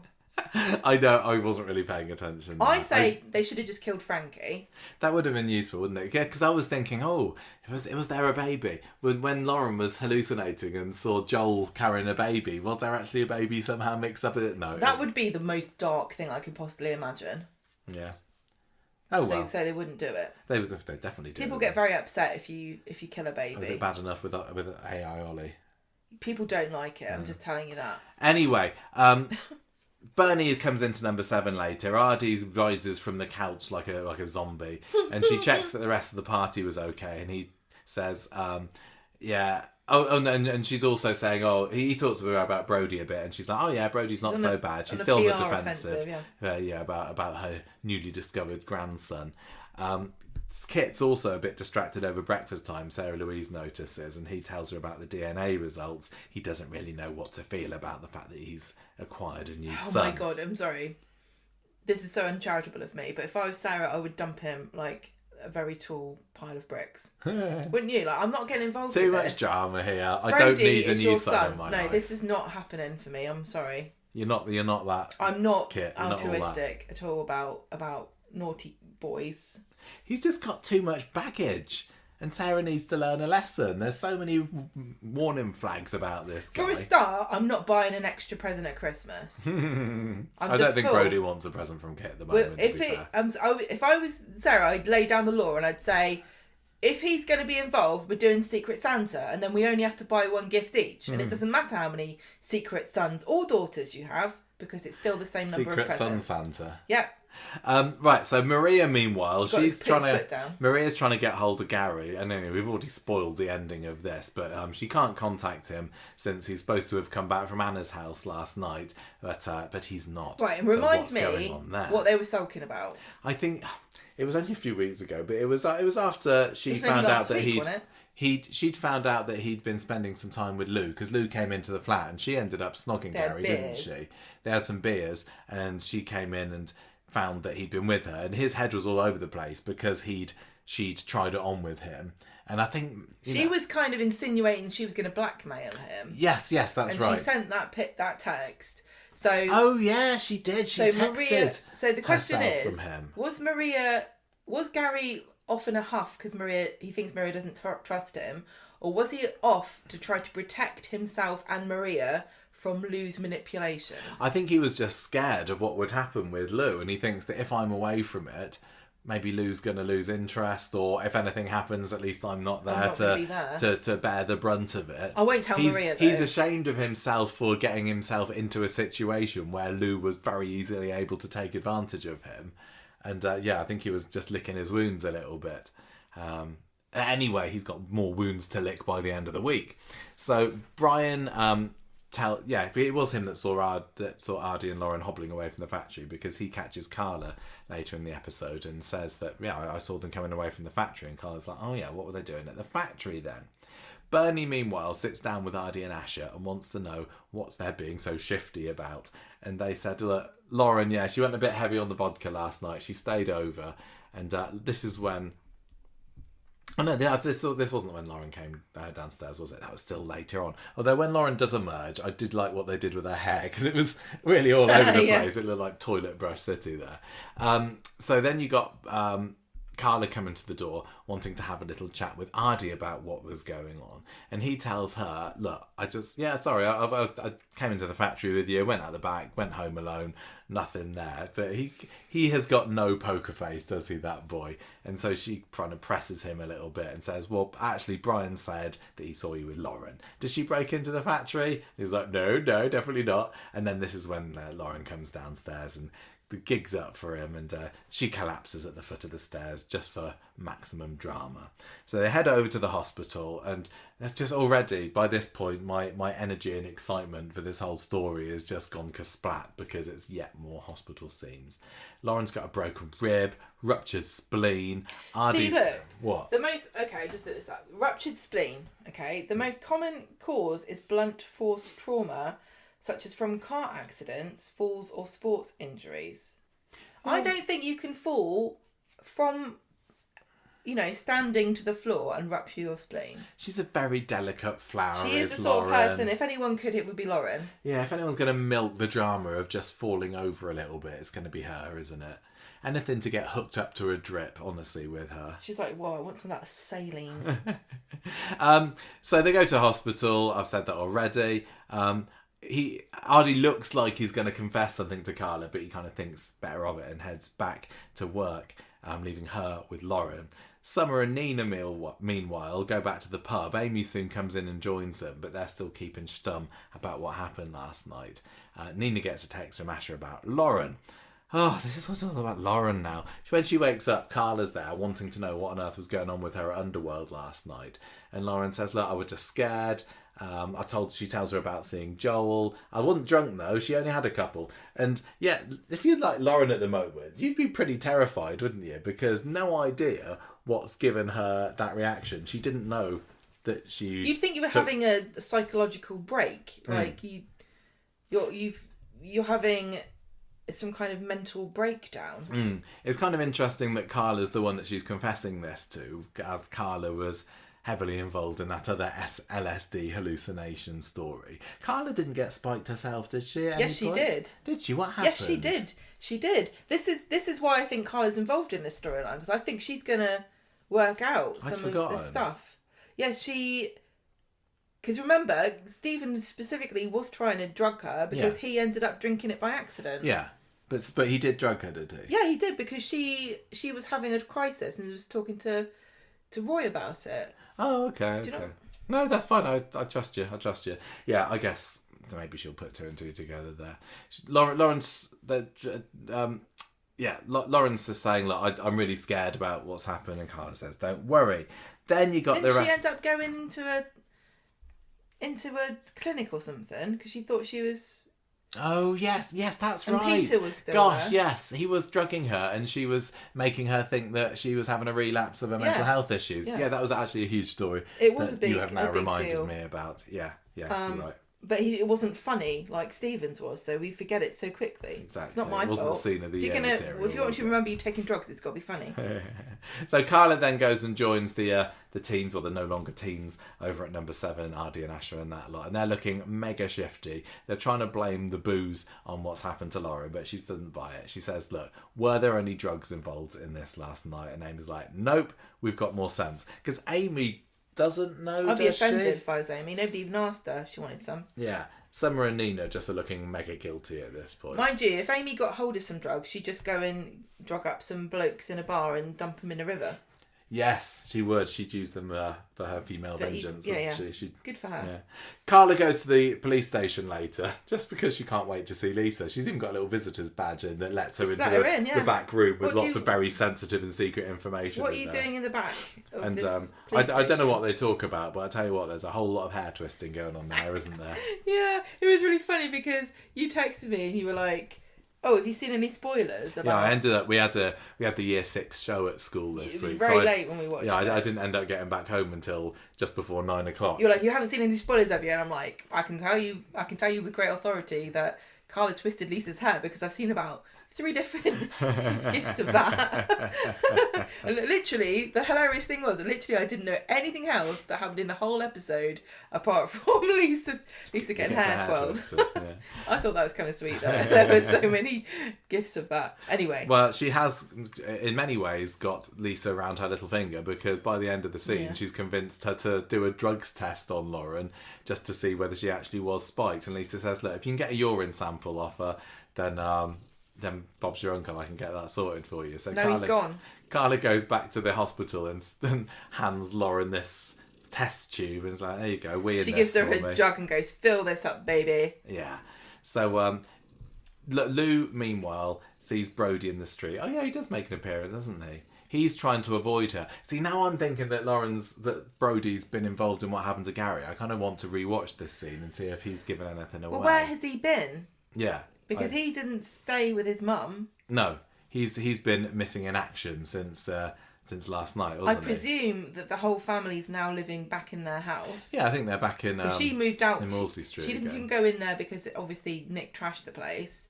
But I assume that they're all there now because the kids aren't with Tim and Sally. Yeah, but he's especially frustrated with his mum at the moment, and it could well be because he was involved in this altercation last night. But he's certainly got good cause to be mad at her after, as he put it, she dropped her knickers for all of his dad's mates, and who else could it be? So he kind of stalks off, and then Kit, who's kind of watching some of this, and then he gets approached by Lisa, who says, I reckon that Lauren's been spiked. Go and question everyone at the party. There's not been enough police action going on this week in Coronation Street. Let's redress the balance a little bit. So, end of the day at the salon, Maria is admitting to Lou, who's turned up at work that day, that she's really worried about Gary, who was supposed to come home last night but didn't. And Lou ends up offering to get her some drinks. So it looks like there are a few bridges being rebuilt there, which I'm sure will be shattered once more if indeed it turns out that Lou's son was involved in Gary getting sent to A&E. Brody is found by Bernie later swigging from a stolen bottle of booze at the precinct, and he says, I know why you've been looking out for me now. You've not just been being nice. It's because you're my gran. She tries to tell him to go home and face his mum or his sisters, but he's like, no, I'm going to find somewhere else to stay tonight. Don't care. Sorry, don't care about that. Amy, meanwhile, is helping Ardy tidy up the house and wants to talk about this kiss that happened on Monday's episode. Was that okay? Why did you end up going after Lauren? What's going on there? Unfortunately, they can't get too far into that conversation because Kit comes knocking at the door. And was it Kit? Yeah, he wants to speak to Ardy down at the station because of these drugs allegations. Later on, Ardy's back. We don't get to see any of the interrogation, probably for the best. And Bernie comes in with Brody and says, well, we're going to let him stay with us here now. He's staying at number 7. I thought that was pretty bang out of order of Bernie, don't you? Asking Brody, saying to the twins, oh yeah, he can come and stay with us now. Oh, so he's not... Oh, okay. He's not got a mysterious place to stay. He's actually staying at number 11. No, yeah, this isn't Bernie's house. No, I know. I did think it was kind of cool. I like that they're on such a solid... Her and Dev are so solid in their relationship that she kind of feels like it is her house. That's that, because I like them together. Yeah. But I never really... Yeah, Bernie seems like the kind of person who will break rules for their family. So even though you wouldn't actually... I don't imagine she'd ever genuinely think that Dev's house was her house. But when it comes to bending rules, she'll do it for Brody. Yeah, but I suppose you could say, well, why doesn't she take him back to number 5? But I suppose they've got a few too many bodies under that roof anyway. I think she does officially live at number 5, but I imagine she's spending with Gemma. Yeah, I imagine that she is spending more of her time at Dev's house, even when he's not there. I don't know. So you get Nina, Summer, and Ardy in the cafe later, all agreeing that we need to keep up the story, that there were no drugs at this party. We can't let this come back on us.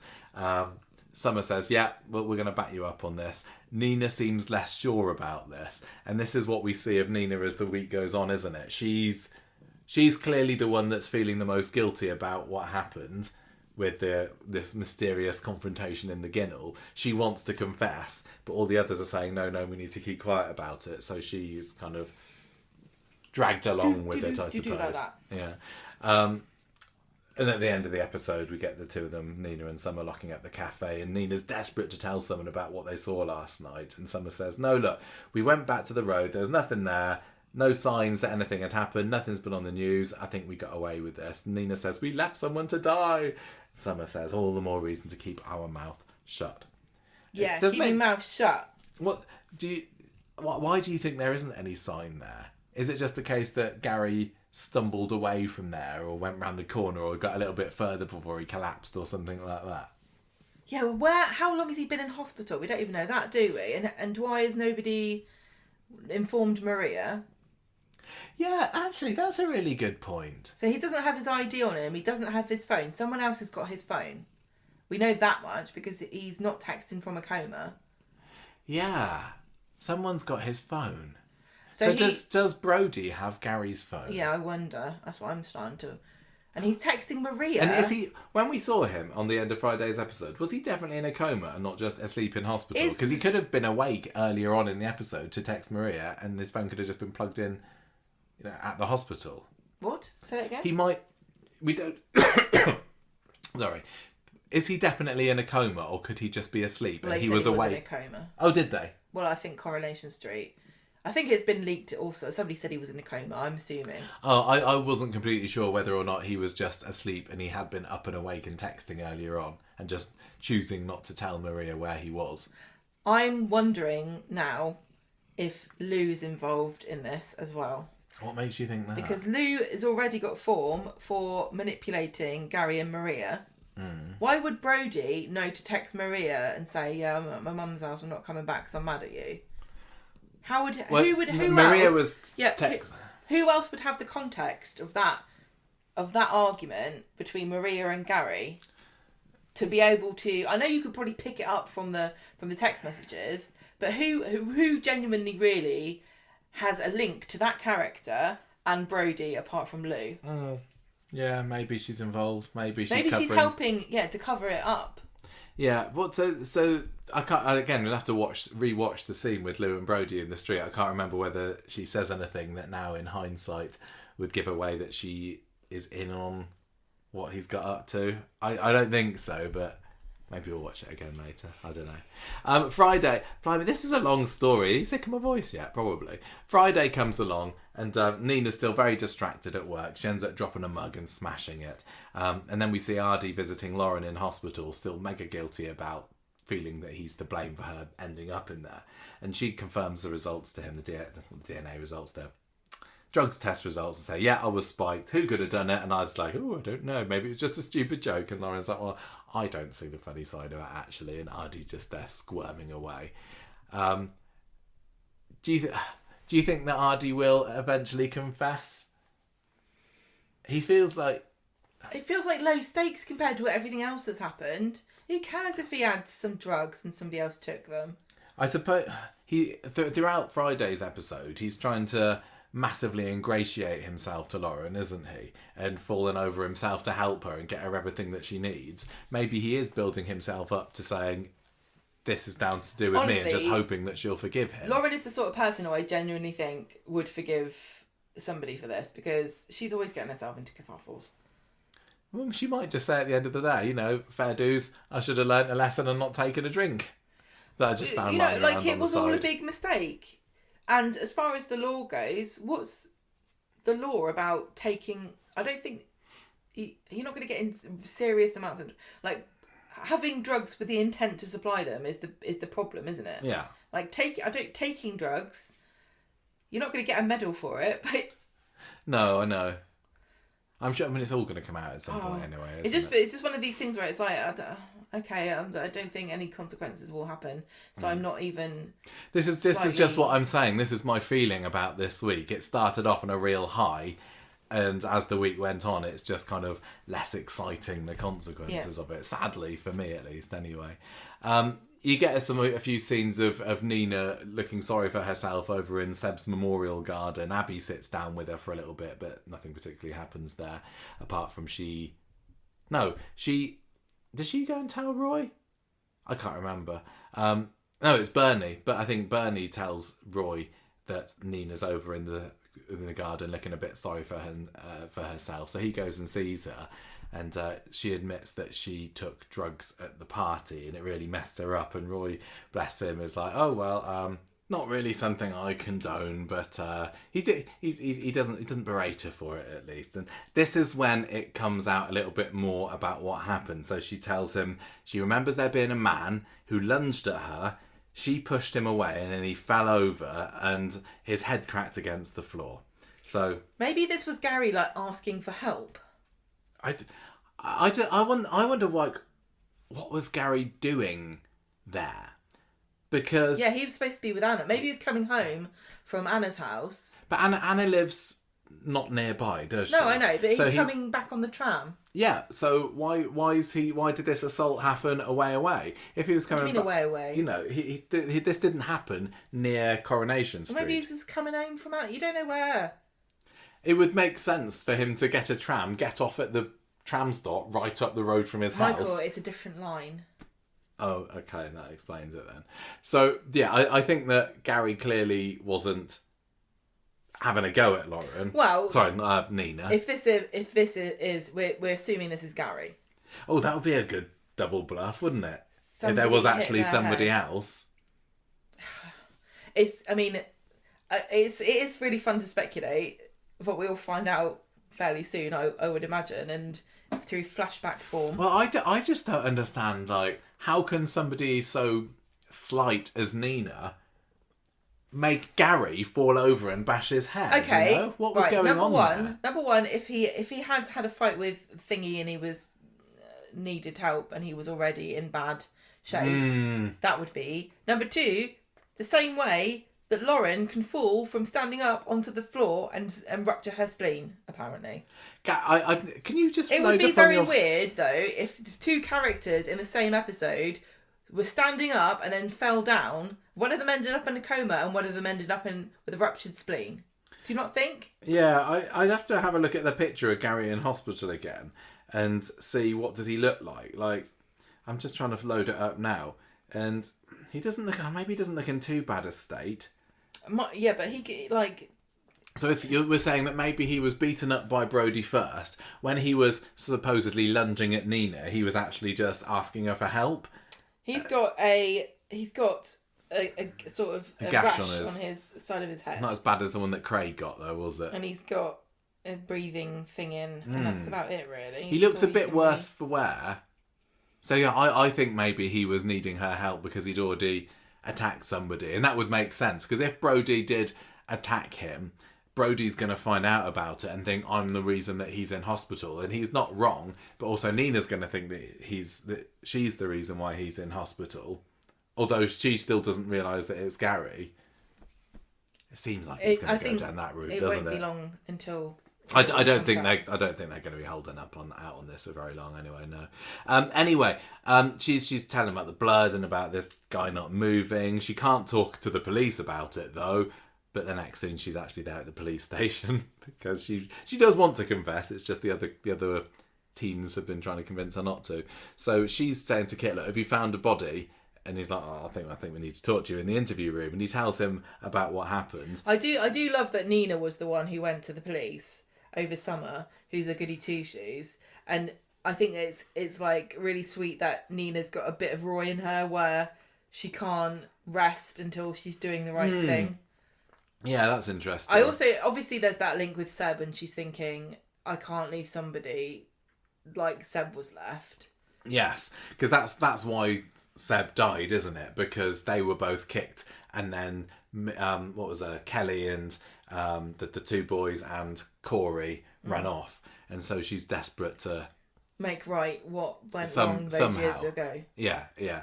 So she's telling Kit all about this, but he's like, Kit's like, I'm not. Honestly, I can't. There isn't any evidence that's what's happened, and this is why she's let go eventually, isn't it? Because all that we've got is her story that this happened. She literally could have fallen asleep and had a dream about it. Yeah, and she's told him all about the drugs. Although he's saying, well, Ardy says there wasn't any drugs, but that could kind of explain why she isn't completely got the best of memories about what happened there. But anyway, he decides that he's going to go and ask Summer some questions about this. Betsy, meanwhile, is with Lauren at the hospital, trying to piece together what happened to her at the party, but she can't really remember much about what happened. She doesn't remember taking this drink from the side, clearly. And Ardy, meanwhile, is still, like I said earlier, desperately trying to help her and ingratiate himself to her.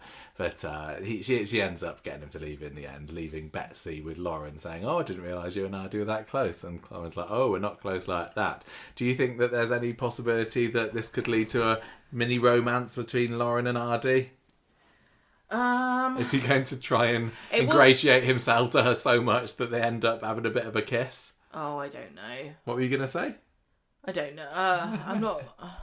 I'm not in any way interested in a romance between Ardy and Lauren. Ardy and Amy, come on. See, the reason why it makes me go, is because it will just be Amy deciding that she does like Ardy after all and then walking in on Lauren and Ardy together, and then we have to have a month at least of them not being together, even though Coronation Street wants them. You know what I mean? Yeah. Like these stumbling blocks where you're like...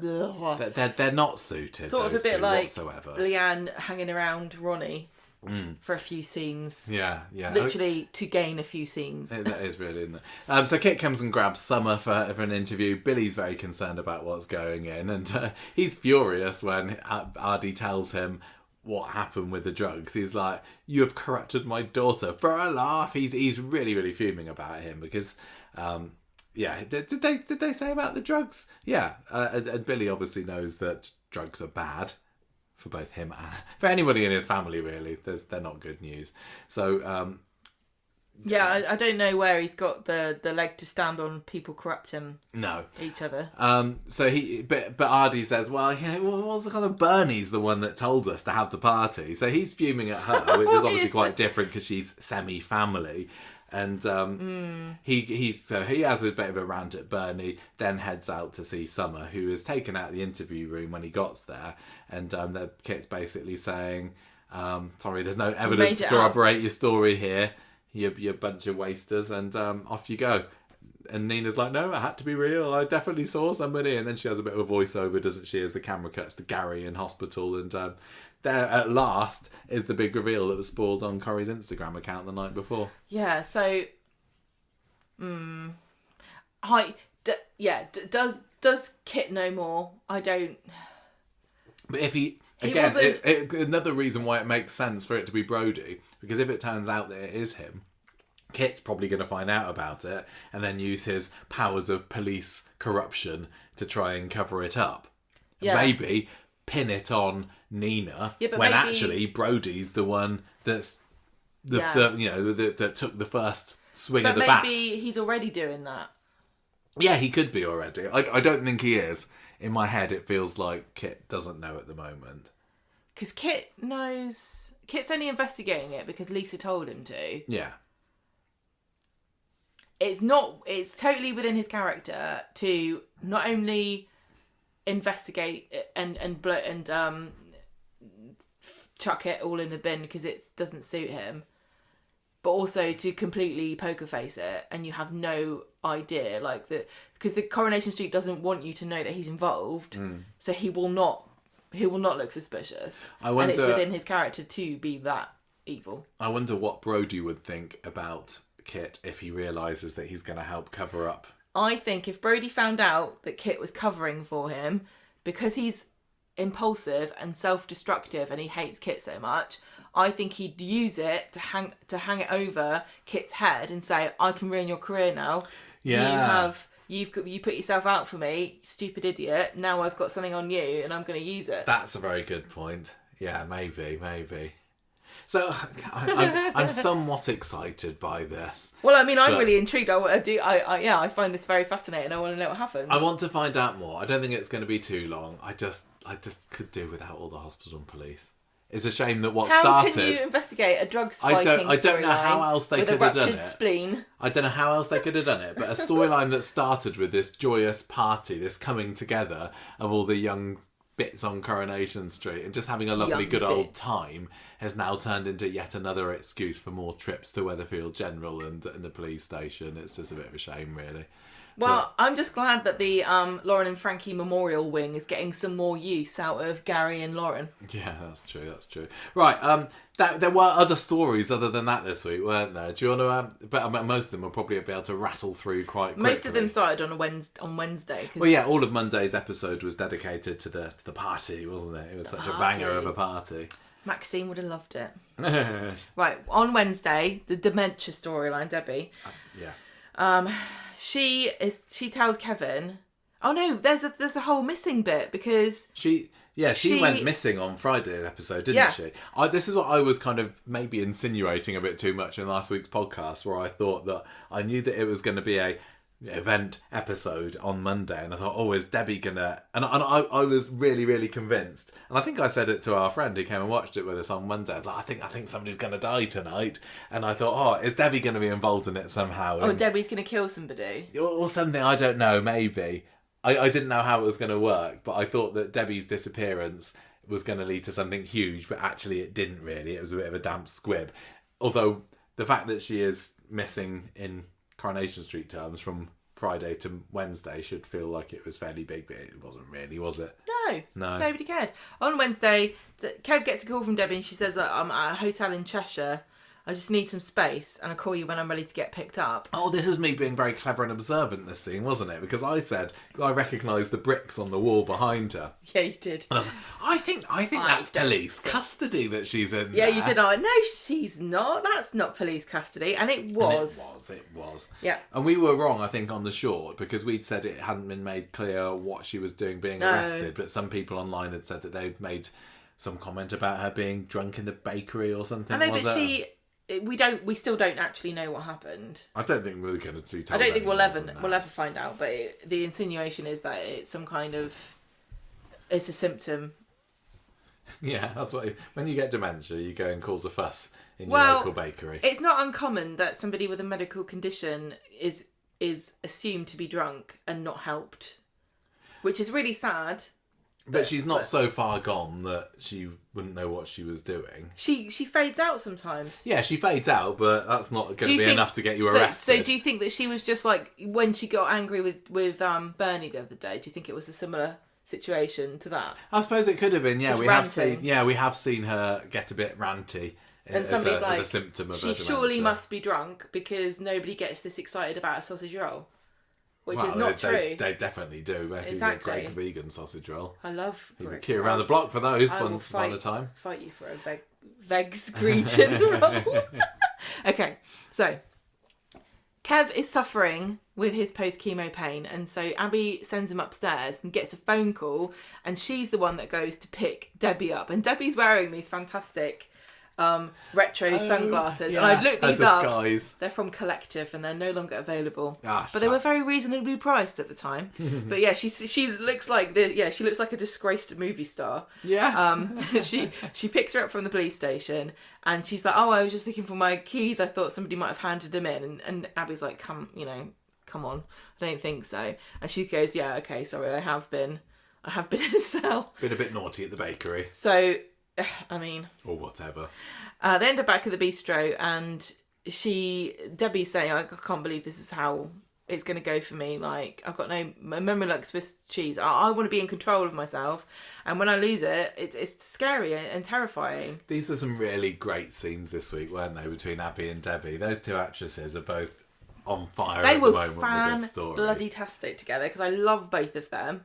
It was they just have fun, and this is another instance of it being a horribly depressing and miserable story. But at the stage they are at the moment, they're still not making light of it, but there's still a bit of,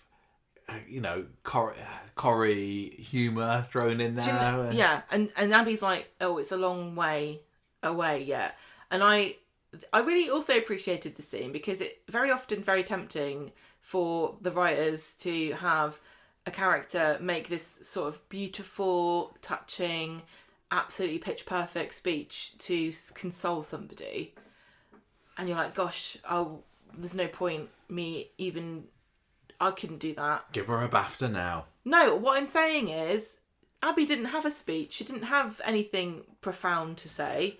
She was just there, and she just said, this sucks.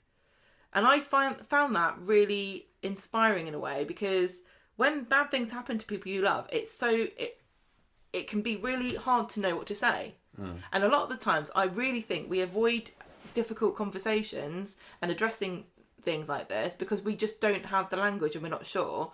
And we think we're supposed to make these great big grand speeches, and because they do on telly.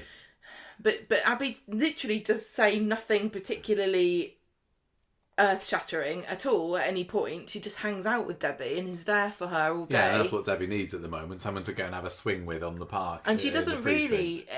She sort of addresses it when Debbie says it, but she doesn't kind of go, here's an inspiring... No, and because haiku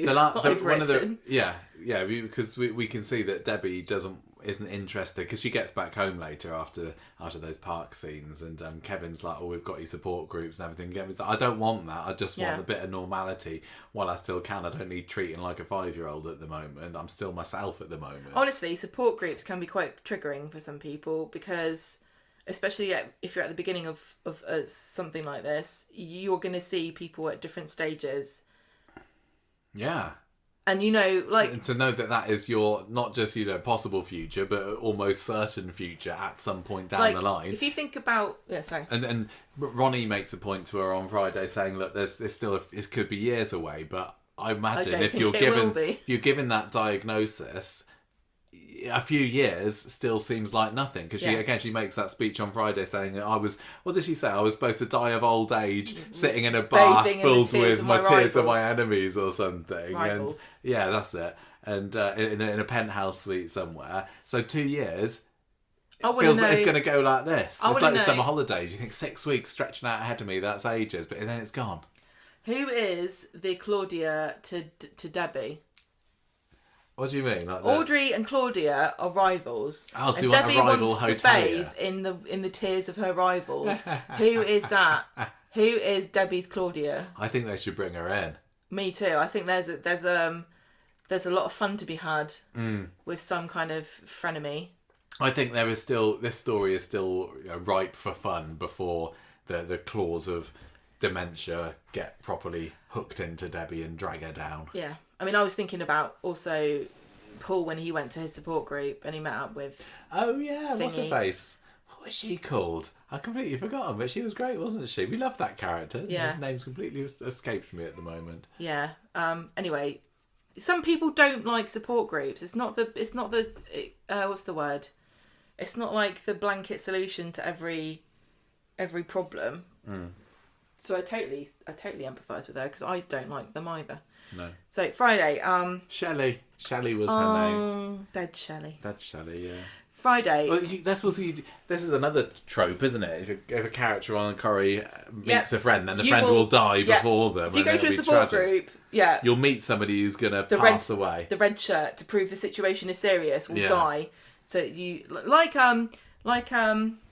Sinead's tea swilling alternative therapy friend. Yeah, kale smoothie friend who died. Yeah. To red shirt it. Anyway, Friday. The Websters minus Debbie get to the cafe, like, oh, what should we do? And Kevin says, oh, she's not happy about the idea of the specialist. And then Carl's like, Ronnie, are you going to try and get back with her? And he says, yeah, I think I've got what it takes to stick with her when times get hard. And do you know what? Respect for Ronnie. I've never really thought one way or the other about him. He's not got a brilliant track record. He slept with his... did he end up having an affair with... What's her face? Oh, Aggie? Yeah, did he? Or did they just think about it? I think they did, but before they were on the show. Yeah. No, there wasn't an affair on the show. No. He just seems like a bit of a... He did it with Jenny while she was still married to Johnny, didn't she? He seems like the sort of guy who's simplified his life because he doesn't like complicated relationships, you know? But he doesn't have kids. He's not in any way villainized, is he? I know he's No, he's not. He's just like a guy. He's just a guy. Yeah. But I think we've been feeling sorry for him recently, and it would have been a massive surprise if he turned around and said, "What? She's got dementia. I'm out of here." That would not have sat right with me. No, but it would have been realistic. Some people would have said it, but it would have been very surprising if Ronnie on had his done soap, that. I wouldn't expect anyone to do this, but in real life, you wouldn't see him for dust. Well, Probably. he's been wronged, and he's been licking his wounds since she ceremoniously dumped him. Do you think he's like, look, Debbie, the main thing here is that this dementia is, for me, actually a bit of an ego boost, because I thought you didn't like me. But I'm just relieved to know you've got a horrible mental condition that will eventually kill you. I'm glad that they've got back together again this week, because in my head, it was clearly going to be something that was going to happen at some point. To be honest, I thought it might have happened before this week. It was a foregone conclusion that they're going to get back together. We're going to see a heck of a lot of Ronnie on our screens the next couple of years. And now we've got to that position. Like I said, big props to Ronnie. He's shown himself to be a decent man, and I'm sure there will be very testing times ahead for him. Yeah, I do wonder, are they going to lean any more into the Leanne thing? I don't know, but I'm sorry, but I just cannot really envision any kind of the real human beautiful moments that Paul and Billy had. I just cannot see Ronnie and Debbie with that somehow. I still will, I still think that I'm not in the slightest bit invested in them as a couple. Yeah, that's what I mean. I know that they're a couple because I've been told that they've been a couple for the past few years, but we've seen so little of them. And I know at the beginning of the MND story, Billy and Paul weren't a couple, were they? They had been before, but they weren't at the beginning. So now Corrie really, really needs to double down on making us care for these two. Because I still really struggle to, despite loving Debbie and wanting Debbie to have somebody who's good for her. And I don't mind Ronnie.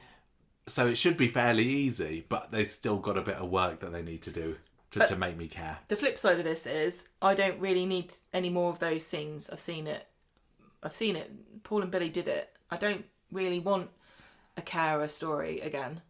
Well, Debbie says on Friday that she doesn't want a carer, doesn't she? There's no new ground that they can cover. It doesn't feel like there is. Maybe Raphael can be a carer. I mean, in some ways, it's like I want to bring him back no matter what. Sure. In some ways, it's like the opposite of the MND, isn't it? Because Billy was still looking after Paul when his mind was still there, but his body was withering away. And then it's the total opposite with Debbie, whereas her mind's going to be going, but still physically, I guess, she's still going to be retain some level of fitness. And there's not going to be exactly the same. It will deteriorate. Yeah, it will do. Anyway. But yeah, it feels like they are trying to get that same feeling, and we don't need it. I wouldn't say I wouldn't need it, but if they're going to do it, they need to make me care for them as a couple more first. I'm sure they could. I'm sure the actors could do it. I just don't really see the point of it after we've just had the same story. I said, but both Billy and Paul were both quite, especially Billy, I suppose, the romantic sort, and I don't see Debbie or Ronnie. They're not sentimental. Ronnie is a kind of a charmer, I suppose. He's a ladies' man. He's a ladies' man schmoozer sort of person, and Debbie is very kind of practical. I almost think that she's not got time for any of that lovey-dovey stuff. Interesting. How are they going to cope? Yeah. Anyway, what else? So Ronnie buys a bottle of expensive champagne, and they make such a big deal about this. Oh yeah, Dev's posh bottle. They go on about this for quite a lot of time, which made in my head, I imagine that there was a sponsorship that fell through. No, I don't think so. It was just funny because they did ham this champagne up quite a lot. And when he brings it I to want her... Dev to finally come back from India and go, hey, somebody bought my champagne. Hey, Andy, you did it. Yes, I knew you could sew a bottle. I loved it when Ronnie bought the bottle, and then I can't remember what the context was, but Ronnie says, "Oh, do I need this after all?" And Adi jumps in and says, "No refunds." Yeah, no refunds. Right, so he buys this champagne and takes it to Debbie, and honestly, this is a bit like bringing Colston and Newcastle in it, because she's there behind the bar trying to sort out a delivery of wines. She's not like she needs expensive champagne, but... Well, she doesn't. She isn't too impressed with it at first. Like, But when she takes it out of the bag, she's like, "I'll go on then." Well, she says, "Oh, what is this? Sorry, you've got dementia. I got you a bottle of bubbly, Crescent." She's trying to keep him at arm's distance, isn't she? Because they're still not ready to let him in. No, she doesn't want to. And she says that I'll take your bottle if you help me with this wine, because she's had this big delivery and nobody else is there. So they start putting stuff away, and he's like, "Look, I'm here to tell you I love you no matter what happens." And she says, "Well, it doesn't. There's only one way it is going to happen." And he says, "I know this. I'm 100% sure I want to stick by you. I'm all in." And she says, "That's why I can't take you back." Oh gosh, this really got to me, this scene. I still maintain that this is just a business deal by Mr. Business Ronnie Bailey here, and if he marries her and gets her hotel chain, that's quite an investment, I say. Okay, you're very cynical, mister. No, don't really think that. But now she's like, he probably wouldn't turn it down if it came his way. "Oh, what I didn't know I would be in the will." Oh, that's surprising. Right, so she says, I don't want you to be my carer. I'm going to pay a professional when the time comes for that. I don't want anyone I love doing it. And he goes, you admit you love me. And she says, "Oh, I do, but I won't even know who you are at some point." Oh, it's so sad. This is so tragic. Who do you think that Debbie who would she leave things to? Because she's Jack. Clearly minted.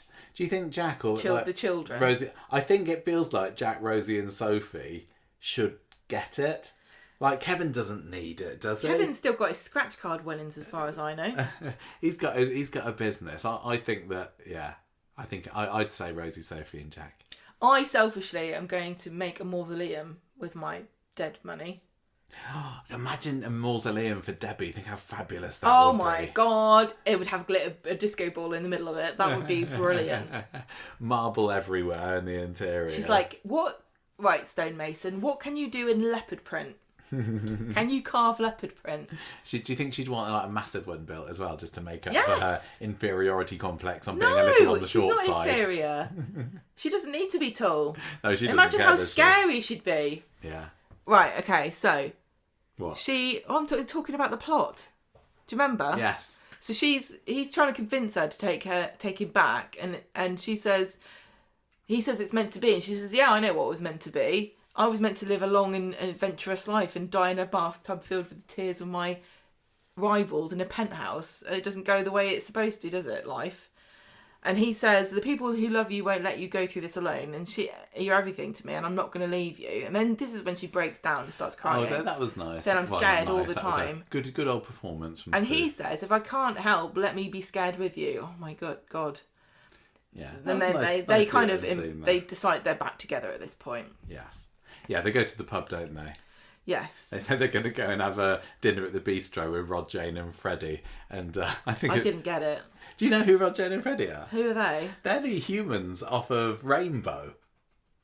You know Rainbow? I know what Rainbow is. Zippy, I think George, and... Zippy, George, and Bungle. Right. And then Jeffrey was the main human, wasn't he? This is a kids' TV show back in the 80s that I used to watch. I think it even started in the 70s, maybe. And Rod, Jane, and Freddie, I seem to remember, were these side characters that were kind of hippie-ish, a dance troupe or something. I And thought you occasionally meant they were the performers who played those. No. They were characters in Rainbow. I can't remember much about what they did. Because I watched Rainbow. Rod, Jane, and Freddie. I feel like summer and nobody knows what. I never watched what Disaster Rainbow. the Summer Line was. I mean, I've seen clips.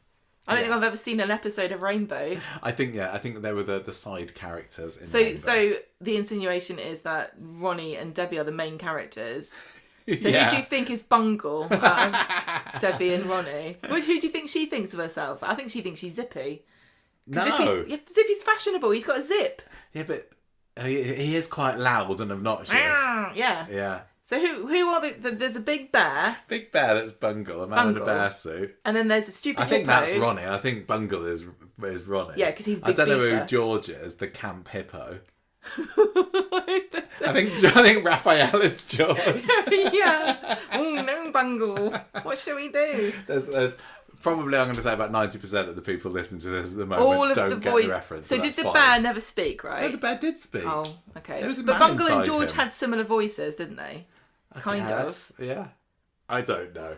You know what a weird thing is that what's the hippo called? George. George always, and this is really out of left field, reminded me of Emily Bishop. What? I don't know why. I don't know why. I don't see I the don't think that's a comparison universal there. thing. I was obsessed with Rainbow when I was little. I definitely had a zippy cake at least once as my childhood that my mum made. Nice. Yeah. It was good. It was good. Did your mum ever make you a pob cake? Because you like pob, No, didn't you? I don't think I had a pop cake. You could make a pob cake that squirted. Look, let's stop doing these very deep cut 1980s I Channel didn't 4 even- kids I references. didn't even hear what she said, let alone Well, understand. there you go. That's who Rod, Jane and Freddie are. Moving on. So Jane is obviously Debbie. No! Rod, Jane and Freddie the son. No, sorry, I meant Abby. Jane is Abby. One of yes. them had a goofy haircut and dungarees, right? One of the I think blokes. they all probably had dungarees. Or I think I can picture at least one of the men who looked like Chucky but a grown man. Right, I'm going to find a picture of them where you carry on saying Right, what happened. anyway, so they go to see Rod, Jane and Freddie do Bungle and Here's Zippy. Rod, Jane and Freddie. Look, sorry, listeners, you can't see, but they are. They could literally be anybody. They could be anyone in the 70s because they all got mullets. They look like ABBA to me. Right, so at the bistro, Debbie proposes a toast to the Websters and says, I don't want you to treat me any differently. Let's just enjoy what we're up to the Websters. And then Carl and Abby go, let's ruin it by looking at each other. Just die this story. And then Kevin says, Just get on with it. For heaven's bloody sake, just get on with it, Kevin's you two. like, let's do a toast to Abby, my wife, who's My never very loyal would and never faithful do wife. anything to upset anybody because she's oh an my angel. Gosh. She's an angel This with is a the bob. longest running the build up to an affair I've ever had the misfortune to be dragged through in Coronation Street. Just get on with it, you two. So Abby goes up to the bar and then Carl comes up and goes, oh, Debbie says that you think I'm amazing. Oh. And then at the end of the evening, Carl's like, don't leave me, I'm bored. And that sounded like one of them, didn't it? And then Abby and Kevin's like, look, I've got cancer, I'm going home, I'm tired. And Abby's like, sorry, we've got to go. And then they leave and then Carl texts her and it says, how do I get to know you better? Yeah, that was a reference to something or other she'd said at the bar earlier, wasn't it? Oh, what a For dirty heaven's sod. bloody sake. Next week? Is next week going to be the week that this happens? Are they going to fake us out and just never do it? Because I Carl wouldn't be at mad this if they point did, but is- they'd need to explicitly state, you can publish that on your Instagram page Yeah. and spoil that whenever you like. Just If Coronation spoil it. Street puts on a post saying, just to let you know, Carl and Abby are not going to get you together. can all relax. Yeah, that's the kind of spoiler that I want to see. Yeah, I mean, at this point, it's sexual harassment, isn't it? This is what I mean when I say like toxic, problematic, whatever you want to say. I don't know that you can do this sort of storyline in a soap anymore without being grubby. Like, is it romantic? No, not really. It's not. Is it sending out a good message? No. It doesn't feel like kind of sexy and illicit and all exciting. It just feels like they're dragging Abby through the mud. And Abby has been, but she's not at the moment, one of my favourite characters. And I know think that she's been flawed in many ways, but I think that, having it off with Kevin's the brother while relentless he's there getting his chemo, that's hard to come back from. The scene where they're about to kiss and then in the house and then Yeah, a couple of weeks Abby ago. gets that call from the hospital, I will say there was charisma on that screen there. There was sexual tension like I've never seen really in a and I don't like I would that kind say of thing. there's probably more there than there was between Abby and Kevin. In their but entire at the end of the relationship. day, that's She's who made her choice and that's the Exactly. end of She's it. made a marital bed and she'll bonk in it. So, but Yes. not with Carl. Not with Carl. But yeah, he's in sex Sickens pest me. in sex pest territory at this point. I think that just get Carl and Theo together and they can bugger off somewhere. I'm not Go off interested. together and be problematic with each other. Right. Steve and Cassie's storyline. There wasn't a whole lot that happened this week, but they just reminded us got that together. they've been secretly having it off for the past couple of months. If only Abby and Carl could do that. Yeah. Just That would get be on fine. with it. That would be fine. Just don't Do tell it me in about private, it. and then Yeah. split up. Yeah. Although it did seem that this week we had Cassie and Steve pretty much committing to each other. Although Tracy isn't happy. Tracy seemed bizarrely out of character in this week's episode because it was Steve's birthday, isn't it? It's his 51st birthday, and Tracy seems to think that Steve's going to be celebrating it on his own because he says that he is, because he's actually secretly going to be with Cassie, but she doesn't want Tracy to know about it. And Tracy, for some reason, is like, "Oh, poor Steve. He's going to be on his own for his birthday. That's not right. I'm gonna go and I'll have to buy him a drink." Did you find that was very un-Tracy-ish? No. She's still got some lingering feelings for him. She's not a complete monster. She should be. What do you mean she should be? She's got. What's the point of a character who's just horrible all the time? I like Tracy. I think Tracy. I like Tracy. I just thought that was an odd thing for her to do. I think it was good. I think it showed that. I think it was important for her character because it showed her. Look, here I am, the great Tracy Barlow, being magnanimous to my deadbeat loser of a soon-to-be ex-husband by graciously, being nice to him on his birthday, even though we're getting a divorce, and I'm being very fair and everything in this divorce too. And then this skank rocks up, and it turns out he's been shagging her after she tried to kill my dad. I don't think so. I think it was another layer of Tracy's perceived betrayal. It would have worked better for me if Amy had been the one that had assumed that her dad would be alone on his birthday and had said, "Come on, Mum, can we just do something nice for him?" And Tracy would have been like, "Oh, go on then." Right. But anyway, she's serving papers with she gets the divorce papers from Steve, doesn't she, on Wednesday? And this is kind of part of a bubbling along story for the next couple of days.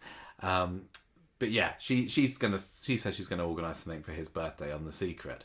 So Cassie, meanwhile, is with Steve in number 1, blowing out some birthday candles, and it sounds like they got an evening of rumpy pumpy plan together. And Steve says, "Look, I'm fed up of this, just keeping it under our hats. Let's go official. Let's go out in the open." But then he gets this text from Tracy saying, "Come along to the Rovers," so he has to drag himself over there. He thinks it's something to do with the divorce papers, but actually it's her excuse to give him a birthday card and offer him to buy a drink. So he's kind of trapped there at the Rovers with Cassie left at home. I think it's very Tracy of her to think that Steve really cares that much about her and would be that fascinated and delighted by such a low effort surprise party, which is her giving him a card. Maybe. Do you not think this is totally Tracy? Okay. She doesn't even plan a party or anything. She doesn't give him a cake. Time. She just goes, "I know what, I'll lure him to the pub. Men like beer." I don't know. It felt out of character for me. But anyway, what it culminates is him going back to Cassie, Tracy following him, and then her, Steve, Cassie and Amy all there in the lounge together with it all out in the open about, yes, we've been seeing each other for ages. And Amy and Tracy's reaction were both great to this. They were grimacing, weren't they, at the thought of these two together. Well, Amy, I can't remember whether it was this week where she said, but Amy's like, "Why can't I just have normal parents?" Or she certainly has to go through a lot. She suffers, doesn't she? Poor thing. That's why she needs to hook up with Ardy so that he can whisk her away somewhere. So she doesn't have to be embarrassed by her parents all the time. So she can suffer in a different way. No.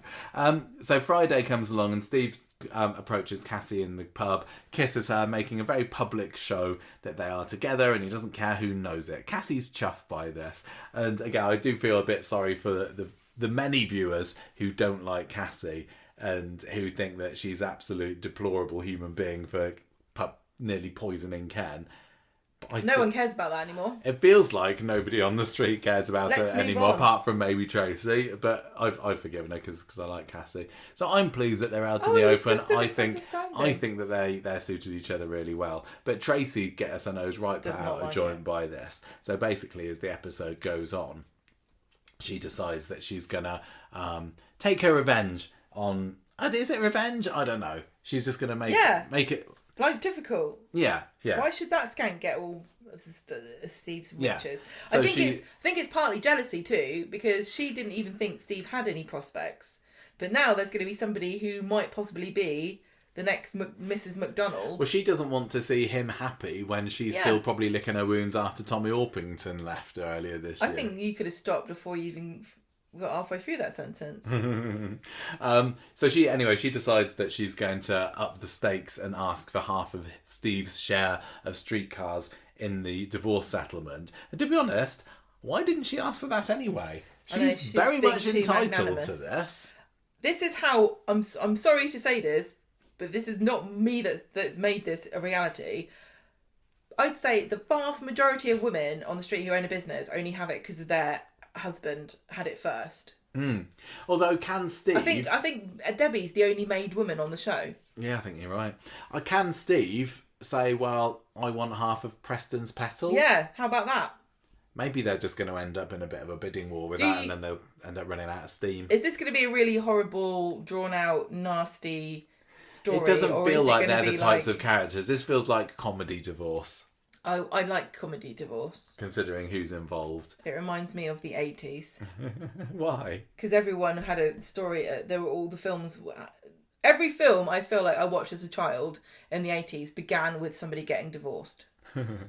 Anyway, Tracy just is there to be a thorn in Steve's side, and when she overhears Cassie bad mouthing her in the pub later, she says, "Well, oh no, it was Steve, wasn't it, that did it?" And she says, "Well, I hope you can use more professional language to talk about me when we're business partners." So yeah, she's just making a bit of trouble for herself. It was very, considering compared to everything else that went on in Corrie this week, this was like the lowest, stakes. very very low stakes. I think it will be quite fun to have Cassie involved in trying to get Preston's off of Tracy. Yeah.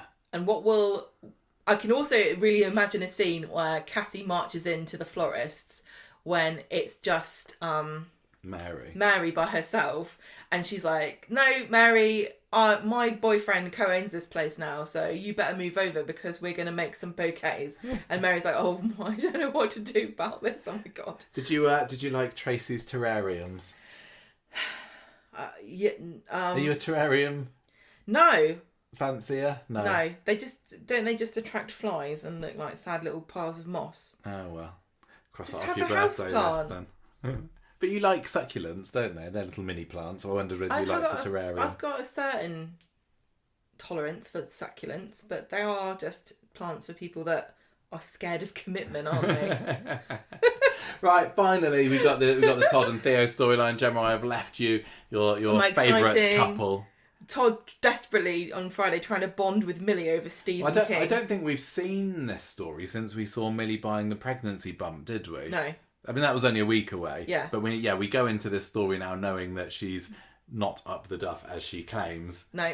But she's still very much trying to get in between her dad and his new boyfriend. Yes. So Todd gets some leaflets off of James about personal training, and Millie's like, interesting. Well, there has been a clear spark between Todd and James that I've been thinking, no, please don't go there. But it looks like Millie has also seen this and is now going to be using this to her advantage. Yeah. So Todd brings, because he saw Millie reading a Stephen King book, so he brings her another one, and she says, "Oh, I don't need to say thank you because I've already bought you your first training session with James to say sorry for being such an absolute cow." And he's like, "Oh, great." And she says, "Yeah, it's 20 minutes, so you better get changed." Yeah. Why does Todd want a training session? Does he feel inadequate in the bedroom when he's lying there next to Theo with no clothes on? He is very chiseled, isn't he, Theo? I don't imagine Todd's much for the No, I think I was going to say Todd's got a normal proportioned body. Oh, Todd's very slim, and I'm sure it's. Actually, you're right. Yeah, Gareth Peirce is quite slim, isn't he? But I don't imagine he's. Todd strikes me as more of a cardio boy than a weights. Yeah. Kind of a person. Yeah. He's like a little ferret running around, quick. I don't think Theo could do anything quickly. Certainly not think. I do think that probably Theo could give Todd a fairly good workout. I think Theo could pick Todd up and use him as dumbbells, which is ironic. Whatever Theo's done to get that bod, I'm sure he could tell Todd about it. Sold his soul, apparently, according to Noah. Okay, so Todd's like, "Yeah, that was great," and Theo is honestly such an arse about this, and I think that the actor played it pretty well because he didn't come straight out and be like, oh, I don't like this, but he was certainly not happy. No, was this the scene where he kind of approaches Todd in a slightly threatening manner? It's and Todd's weird. like, stay away from me, I'm sweaty. Yes. But There was for those of us menacing. who are thinking, is this going to go down some kind of domestic abuse angle? That little moment there could have been a bit of a breadcrumb. This whole thing is very weird because no matter what happens at the end of the day, Millie and Danielle are kind of still, and the boy, are still stuck with this guy, Theo. So if it does turn out that he is an abuser, it's not like, oh, happy ending because this horrible guy can bugger off back where he came from and our lovely Todd is free of this boring hunk of wood. No, because Theo's going to go back to his family and presumably abuse them as he has been. It depends. It depends how it all comes out. If indeed the story is going down this route. They're such a weird little family, aren't they?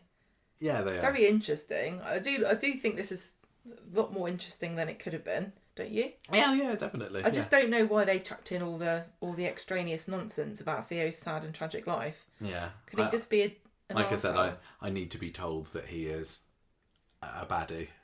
Well, yeah. Anyway, so he's kind of a bit. He's like, oh, what? It's going to affect the amount of time you spend with me and Millie as a family. What? Where's your son?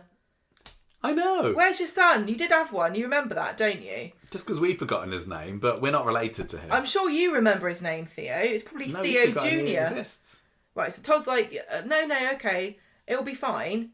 But Theo looks really jealous. Yeah, he's definitely going to get quite possessive and clingy here. I think I wouldn't be surprised if he punches James at some point. Yeah. Or they get. He's already attacked Todd. I quite like to see Todd, like James, get one over and punch him back. Yeah, I think he will. I think he can hold his own. Do you reckon? Yeah. Right. He's quite good at kicking. Maybe he just needs to aim between Theo's legs. This James definitely feels a lot more like he could plausibly be related to Ronnie yeah. than the old James. Yeah, definitely. I think I could take old James. Right, so Millie makes a mistake of sitting in Victoria Gardens with Betsy and trying to make friends with her through alcohol. And Todd notices this, and before he notices this, he sees James and he says, "Sorry, James, I can't do any more sessions with you because it's a bit too expensive, and maybe in a few months I'll be able to do it." And James looks really genuinely disappointed about this, He and I suggests wonder a if there's payment plan or something, doesn't he? more to it than just needing money. Oh, so you think he quite enjoyed seeing Todd getting hot and sweaty Maybe. under his tutelage? Maybe. So Todd then sees Millie with a can of lager. I didn't even think about this. But No, I didn't either because I knew that she wasn't pregnant. Yeah, I know. I was like, oh yeah, he's going to realise. I wonder if it would have been better to have not revealed that she was faking it before we saw her drinking. I still don't know whether I'd have noticed, to be honest. Well, he notices, brings her back home, and says, I can't believe you do this when you're pregnant. And she's like, don't tell my dad. And then Theo comes in, and Todd indeed does not tell. No, well, he wants to keep Millie on his side, doesn't he? When will he learn? Well, that was kind of fun, I suppose. But I thought, again, I enjoyed talking about it. I thought that I really enjoyed the party stuff. I love Debbie. Yeah, I thought this was on the thought whole. it was fine. It just honestly, went downhill. Sadly, the thing that was the bit of the boring nonsense for me was everything with Kit and Brody, and then the investigation of the party, which was like, oh yeah, okay, it's like, yeah, I suppose it had to. And happen. Lauren in hospital again. Yeah. That I wasn't into at all. But I hope that we're into a bit of a renaissance for Ardy, and we'll get to see more of him in the next few weeks. And I hope he gets away with it anyway. This was a pretty good week, really. It was okay. My interest waned as the week went on. I think probably I'm still going to end up saying 3.5 unscripted trips up the underworld steps out of 5 for this one. It could have been a lot higher, but it just lost it a little bit for me. Ardy for 100% character of the week. Yes, Ardy is my character. Without a doubt. I don't even know. Not a second thought there. See, I'm stuck between 3.5 and 4. I don't think it was a 4. It doesn't feel like a 3.5 though. I know, but you got to stick with harsh. I've No got 3.75. Thank you very much. No. Well, I'll give it 3.5 tiny botanical terrariums then. Fine. But Mondays was like a 4. Oh yeah, for sure. And I'm sorry to everyone who hated it. Yeah, a lot of people hated it. That's absolutely fine. But I will say that genuinely, if somebody liked something that I just thought was a bit rubbish, I would just be happy for them. Sometimes I will think you're a bit insane. But on the whole, People know that about us anyway. I think on the whole, I'm just happy that you're mad in a positive way. Right, that is it for this week's Street Talk.